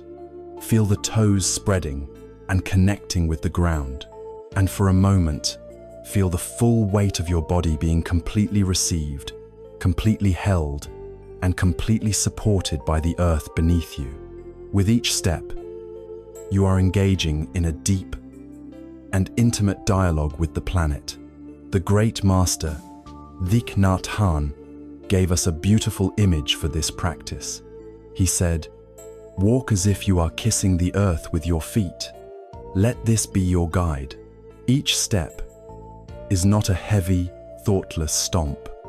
It is a light, tender, and loving gesture. It is an expression of gratitude for the ground that supports our every move. It is an act of connection, reminding us that we are not separate from the world, but are intimately part of it. When you walk in this way, your steps become an offering. You are offering your full, loving presence to the earth. And in return, the earth offers you its stability, its solidity, and its unwavering support. You are no longer just a person walking on the earth. You are the earth, walking itself. We can also use this practice to work directly with the theme of our journey, the release of the past. As you walk, you can hold a gentle intention in your mind. Imagine that the path behind you represents your entire past, with all its burdens and regrets. With each mindful step you take forward, you are consciously, gently, and deliberately walking out of the prison of yesterday. You are not running from it in fear. You are calmly and with great dignity choosing to inhabit the fresh, open, and unwritten territory of the present moment. You can even imagine that with each footstep, you are imprinting a word onto the ground. With one step, you print the word peace. With the next, freedom. With the next, now. You are using the physical act of walking to affirm your liberation. The past is behind you. The future is unknown. All you have is this step, this breath, this patch of ground beneath your feet. And that is more than enough. When you reach the end of your short path, the practice doesn't stop. Pause. Take one full, conscious breath, standing still. Then, turn slowly, with the same mindful awareness. Pause again for another breath, and then begin your journey back. Every moment, even the turning, is an opportunity for presence. Walking meditation is the art of finding our peace in motion. It breaks down the artificial barrier between our formal practice on the cushion and our real life in the world. It teaches us that any activity, even the most simple and repetitive one, can be a vehicle for awakening. It shows us that we do not need to retreat to a quiet room to find our center. Our center is available in every single step, if we only remember to pay attention. By learning to walk with this quality of gentle, loving presence, we begin to change our entire way of being in the world. We move with less hurry, with less tension, with more grace. And as we release our own inner burdens with each step, our presence naturally becomes lighter, kinder, and more compassionate.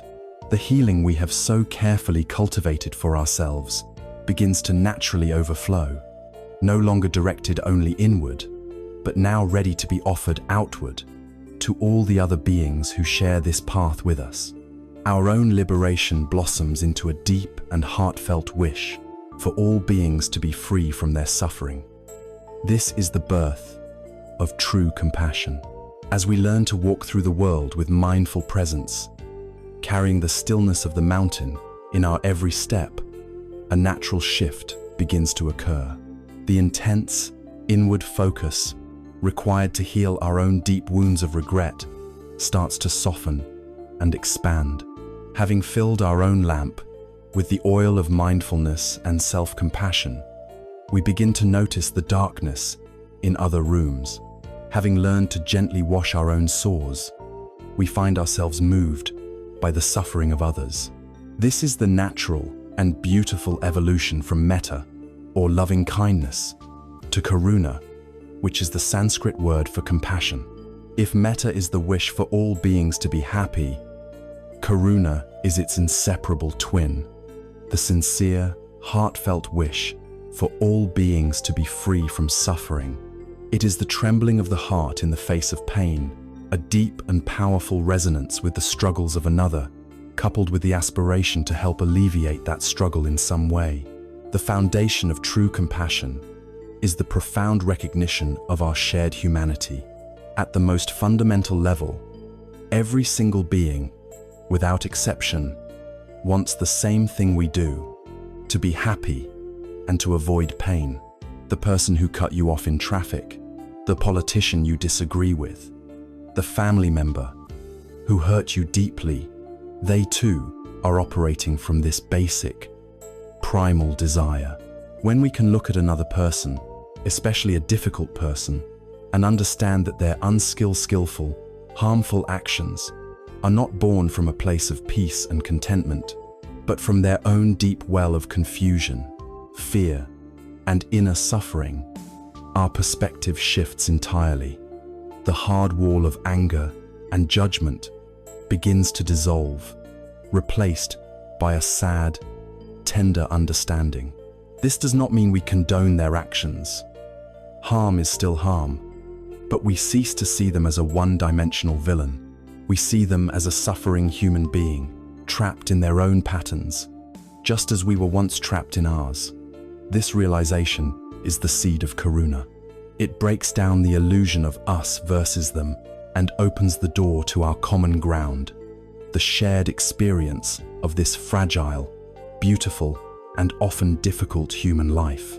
In the Mahayana tradition of Buddhism, the embodiment of this boundless compassion is a figure known as Avalokiteshvara, the Bodhisattva who hears the cries of the world. A Bodhisattva is a great being who, on the verge of final enlightenment, makes a courageous vow to postpone their own ultimate peace in order to remain in the world and help all other beings find their freedom first. Avalokiteshvara is often depicted with 1,000 helping hands, and in the palm of each hand is an open eye. This beautiful imagery symbolizes the nature of true compassion. The thousand eyes represent the wisdom that sees and understands the nature of suffering in all its forms, in every corner of existence. And the thousand arms represent the skillful and active response to that suffering, the boundless capacity to reach out and offer comfort, aid, and release. This is not some faraway deity to be worshipped. Avalokiteshvara is a symbol of the enlightened potential that lies within our own hearts. Each time we pause to truly listen to a friend in pain, each time we offer a kind word to a stranger, each time we perform a small, selfless act of service, we become one of the thousand arms of compassion. We manifest the power of Avalokiteshvara in our own neighborhood, in our own family, in our own life. To actively cultivate this compassionate heart, the Tibetan tradition offers a profound and courageous practice called Tonglen, which means giving and receiving. This practice directly reverses our usual ego-driven tendency to grasp at what is pleasant and push away what is painful. It is an act of spiritual alchemy for the heart. Let us try a taste of this practice together. Sit in a comfortable, dignified posture. For a few moments, feel your own presence, your own being, filled with a sense of basic goodness and peace. Now, bring to mind someone you know who is suffering. It could be a friend who is ill, a family member going through a difficult time, or even yourself. As you breathe in, imagine you are breathing in their pain, their fear, their suffering. Visualize it as a thick, dark, heavy smoke. It may seem counterintuitive, but be brave. Breathe it all in, directly into your heart. Now, as this dark smoke enters your heart, imagine that your heart is like a brilliant, indestructible diamond or a blazing alchemical furnace. The moment the smoke touches your heart, it is instantly vaporized, transmuted into brilliant, clear, healing light. Then, as you breathe out, imagine you are breathing out this beautiful, cool, white light of peace, of healing, of joy, of well-being. Send it to the person who is suffering. Imagine it surrounding them, filling them, soothing their pain, and bringing them relief. Continue with this cycle, breathing in the dark smoke of suffering, transforming it instantly in your compassionate heart, and breathing out the bright light of healing and peace. Once you are comfortable with this, you can expand the circle of your compassion. Bring to mind all the people in your city who are suffering in the same way. Breathe in all of their collective pain as dark smoke, transform it in your heart, and breathe out healing light to all of them. Then, expand further to all the people in your country, and finally, to all beings everywhere throughout the world. Imagine breathing in the immense suffering of the world, the hunger, the war, the loneliness, the grief, and, with each out-breath, sending out a boundless wave of peace, safety, and love. This is not a literal physical act. You are not actually taking on their illness. You are performing a powerful, psychological, and spiritual training. You are training your heart to no longer be afraid of pain. You are dissolving the boundary between self and other. You are realizing, at the deepest level, that their suffering is your suffering, and your peace is their peace. Tonglen is one of the most powerful practices ever devised for developing a truly fearless and unconditional heart. Compassion, however, is not just a formal meditation practice. It is a way of life that expresses itself in our everyday actions. The thousand arms of Avalokiteshvara are not just for the meditation cushion. They are the hands that offer a cup of tea to a grieving friend. They are the hands that pick up a piece of trash from the sidewalk. They are the hands that write a letter of encouragement. The compassion we cultivate manifests as a new quality of patience, with a slow cashier, as a willingness to listen deeply to our spouse without interrupting, as a conscious choice to refrain from participating in harsh gossip. These small, seemingly insignificant acts are the very essence of compassion in action. They are the way that our inner transformation becomes a blessing to the world around us. Finally, there is a beautiful paradox at the heart of compassion. While its focus is on others, its greatest beneficiary is often ourselves. When we are consumed with the wish to alleviate the suffering of others, the story of our own personal pain, our own regrets, begins to shrink in importance. That story, which once seemed to be the entire universe, is now seen as just one small chapter in the vast book of human suffering. Our heart expands beyond the narrow, claustrophobic confines of me, my, and mine. This decentering of the ego is profoundly liberating. We find that the more we give away our peace and happiness to others in our Tonglen practice, the more we have for ourselves. The more we focus on healing the wounds of the world, the more our own wounds seem to heal on their own. The best medicine for a suffering heart is to use that heart for the benefit of others. As we cultivate karuna, this active, responsive compassion for the suffering of all beings, our hearts become more tender and more resilient. We have moved from healing our own past to actively engaging with the present reality of the world's pain. From this deep well of compassion, another beautiful quality of the heart naturally arises.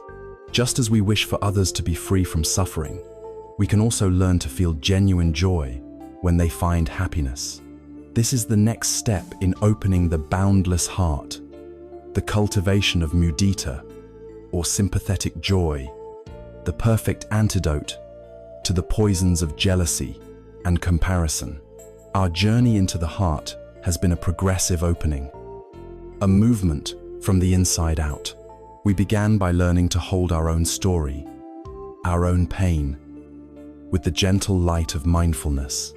Then, with the practice of metta, we cultivated a warm and unconditional friendliness towards ourselves, creating a safe inner sanctuary. From that place of self-acceptance, we opened the doors of our heart to the suffering of others, cultivating karuna, or compassion, the trembling of the heart that wishes for all beings to be free from pain. This path has been one of softening, of expanding, of dissolving the hard shell of the ego. Now, we arrive at the final two qualities of a truly liberated heart, the sublime states that complete this training in boundless love.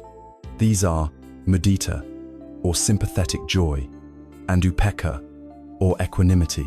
Together, these four states, loving kindness, compassion, sympathetic joy, and equanimity, are known in the Buddhist tradition as the Brahma Viharas, or the divine abodes, the most beautiful and worthwhile places for the human heart to dwell. Let us first explore mudita, or sympathetic joy. This is perhaps the most neglected of the heart practices, yet it is a powerful antidote to one of the most common and corrosive poisons of the human mind, the poison of comparison and envy. How often do we hear of a friend's good fortune, a promotion, a happy relationship, a wonderful tripand feel? Instead of pure joy for them, a subtle pang of lack in ourselves. A voice whispers, "Why not me?" or "Their success somehow diminishes me." We scroll through images of others' happiness and feel our own life to be colorless in comparison. This habit of comparison is a surefire recipe for misery, for it ensures that we are never satisfied with the reality of our own lives. Mudita is the direct antidote. It is the genuine, unselfish, wholehearted joy in the happiness, success, and good fortune of others. It is the ability to celebrate their joy as if it were our own. It is the joy a grandparent feels watching a child take their first steps, expanded to embrace the entire world. It is the realization that happiness is not a limited resource that we must compete for. The joy of another does not subtract from our own. If we open our hearts to it, it can multiply the total amount of joy in the world. The practice of cultivating mudita is simple and beautiful. You can begin by bringing to mind someone you love dearly, someone whose happiness is easy for you to celebrate. Picture them in a moment of great joy or success. See the smile on their face, the light in their eyes. Instead of letting your mind drift to your own situation, stay with them. Allow yourself to feel happy for them. Savor this feeling of shared joy.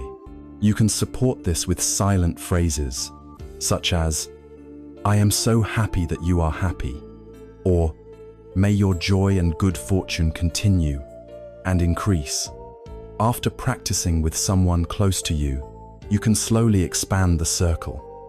You can try directing mudita towards a neutral person, like a colleague or a neighbor, and eventually, in a very advanced form of the practice, you can even try to feel joy for the success of someone you feel competitive with.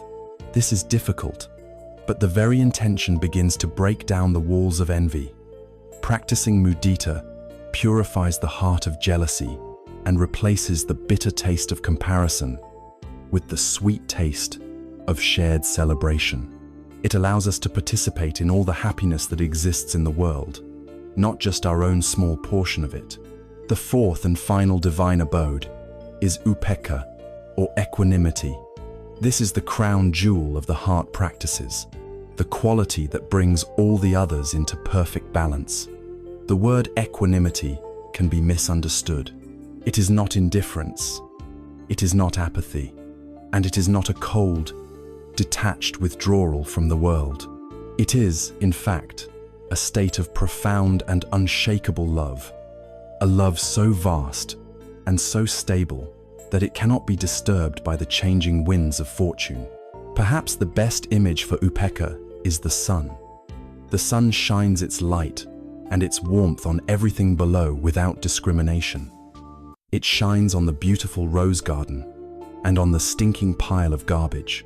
It shines on the saint meditating in a cave and on the thief hiding in the alley. It shines on your dearest friends and on your most difficult enemies. The sun does not withdraw its light from the things it doesn't like. Its nature is simply to shine. Equanimity is this sun-like quality of the heart. It is a spacious, impartial, and all-embracing love that sees all beings as worthy of care, regardless of their actions or their relationship to us. Equanimity is the great protector of the heart. It is the wisdom that keeps the other three boundless states from becoming unbalanced. Our loving kindness, metta, without equanimity, can become a clinging, possessive attachment. Our compassion, karuna, without equanimity, can lead to burnout, despair, or what is sometimes called idiot compassion, where we help in unskillful ways that cause more harm. Our sympathetic joy, mudita, without equanimity, can become a form of manic excitement, dependent on the highs of others. Upekkha is the deep, grounded wisdom that holds all of these. It is the clear-seeing understanding of the law of karma, recognizing that all beings are the owners of their own actions and will inherit the results of those actions. We can love, we can care, we can help, but we cannot control the outcomes for others. Equanimity is the peace that comes from accepting this truth. It is the ability to be fully engaged with the world, with an open and loving heart, while remaining inwardly unshaken by life's inevitable ups and downs, what the teachings call the 8 worldly winds: pleasure and pain, gain and loss, praise and blame, fame and disrepute. The person with equanimity can experience all of these, but they are not thrown off balance. They are like a deep ocean, whose surface may be stirred by the winds, but whose great depths remain profoundly still. These four states, metta, karuna, mudita, and upekkha, work together as a complete and perfect system for training the heart. Metta is the wish for beings to find happiness. Karuna is the wish for them to be free from suffering. Mudita is celebrating when they do find happiness. And upekkha is the vast, spacious wisdom that can hold all of it, their joy, their sorrow, their successes, their failures, with a steady, unwavering, and unconditional love. A heart that has been trained in these four abodes is no longer a small, fragile, and defended thing, easily bruised by the world. It has become vast, resilient, and boundless.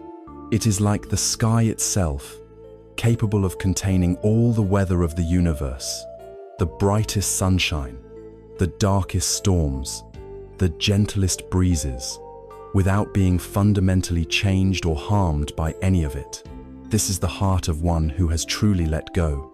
It is a heart that has found its freedom, not by shutting down or closing off, but by opening so completely that nothing can overwhelm it. This is not some far-off, unattainable ideal reserved for saints and sages. These four qualities are practical, trainable skills of the heart. Just as we can train our bodies to be stronger or more flexible, we can train our hearts to be more kind, more compassionate, more joyful, and more balanced. Through these practices, we slowly but surely transform the cramped and fearful space of our old, regret-filled heart into the vast, open, and beautiful landscape of a divine abode. This new way of being is not just for our time on the meditation cushion. It is a new way of living, a new way of showing up in the world. And the final stage of our journey together is to explore how we can fully integrate this transformed heart into the simple fabric of our daily lives.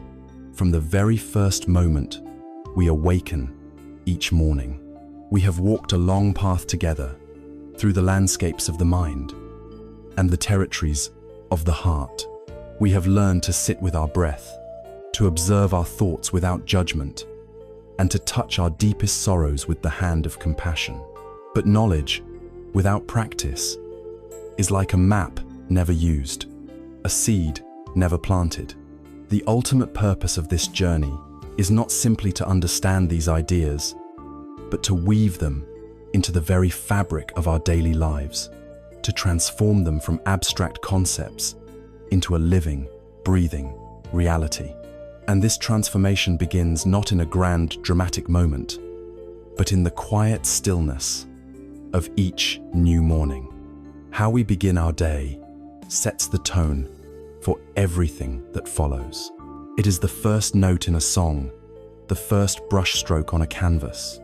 We can begin the day entangled in the ghosts of yesterday, or we can choose to begin it with clarity, intention, and a serene heart. This is not about adding another complicated task to our already busy lives.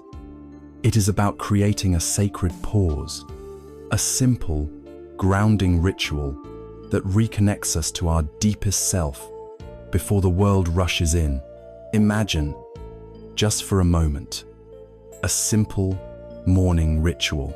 Before you reach for your phone, before your mind begins to race with the day's to-do list, you give yourself the gift of a few precious minutes. You find a quiet place to sit, perhaps by a window where you can see the sky.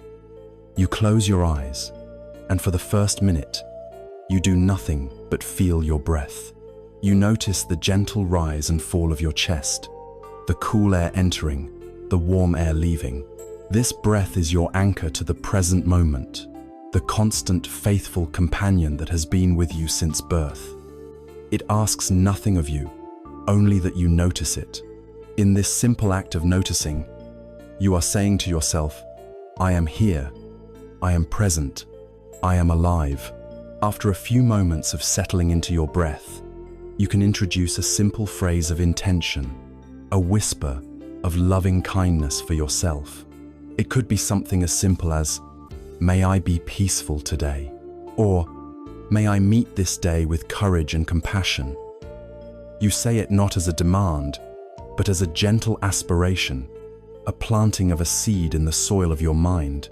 You are setting a course for your heart, orienting it towards kindness. Finally, you set a simple, mindful intention for the day. Not a goal to achieve, but a way of being. Perhaps it is, "Today, I will listen with more attention," or "Today, I will be patient with myself," or "Today, I will notice the small moments of beauty." This entire ritual might take only 5 minutes, yet its effects can ripple throughout your entire day.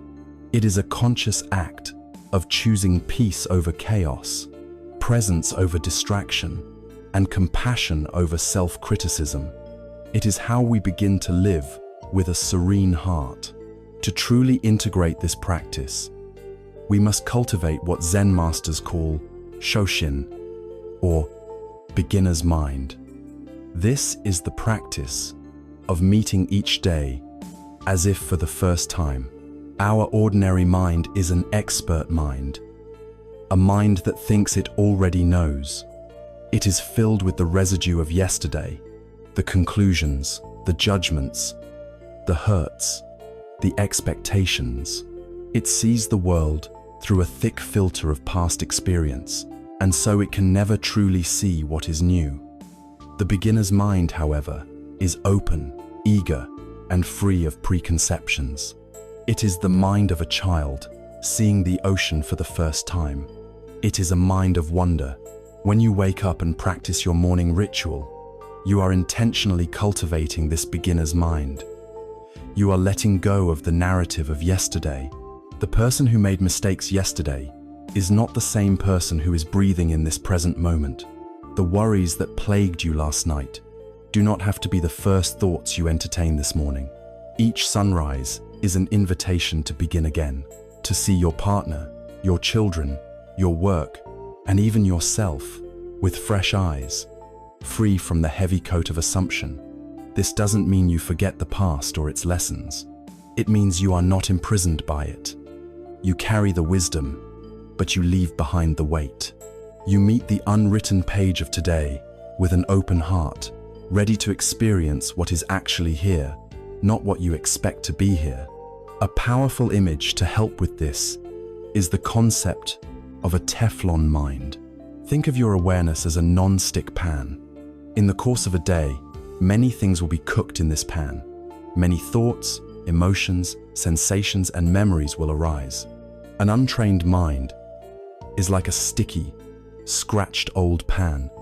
Every negative thought, every difficult emotion, every painful memory gets stuck. It burns onto the surface, leaving a black, charred residue that becomes harder and harder to clean. We carry this residue with us, and it flavors everything new that comes into the pan, making it bitter.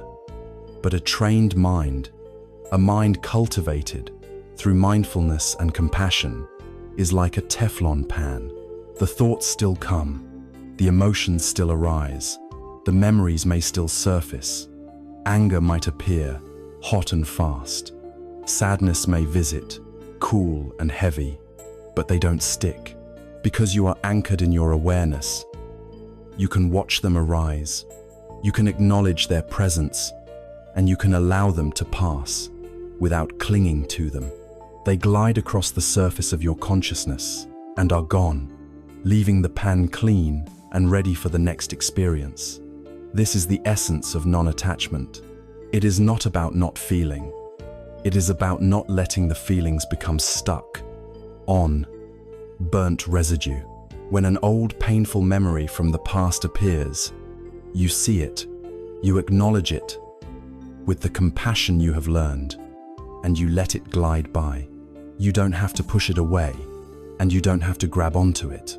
You simply let it be what it is, a passing event in the mind, knowing that your true nature, your awareness, remains unstained, like the clean surface of the pan.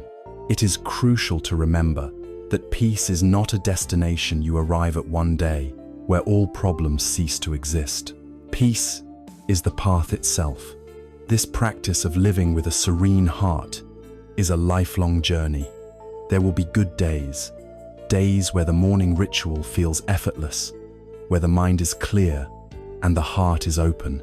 And there will be difficult days, days where you forget to practice, where the mind feels like a raging storm, where the Teflon pan feels hopelessly sticky.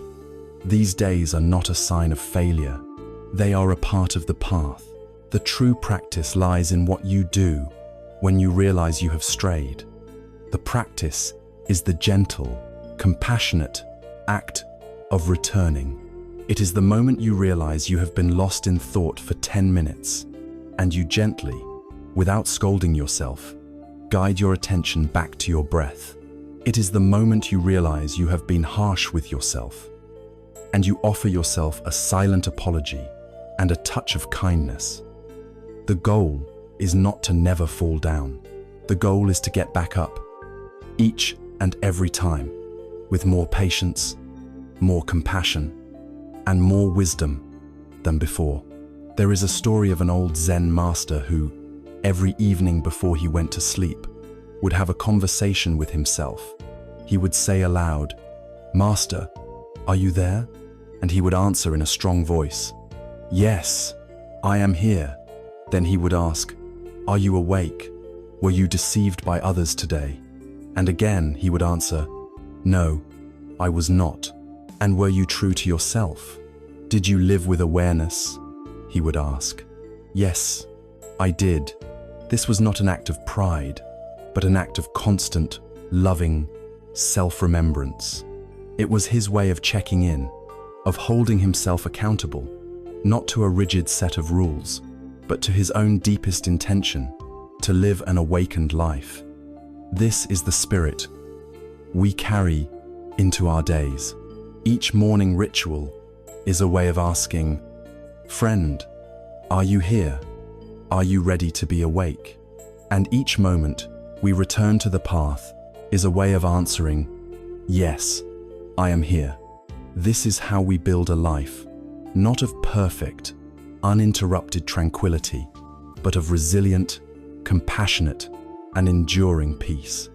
This is the path of the serene heart, and it begins now, in this breath, and again in the next.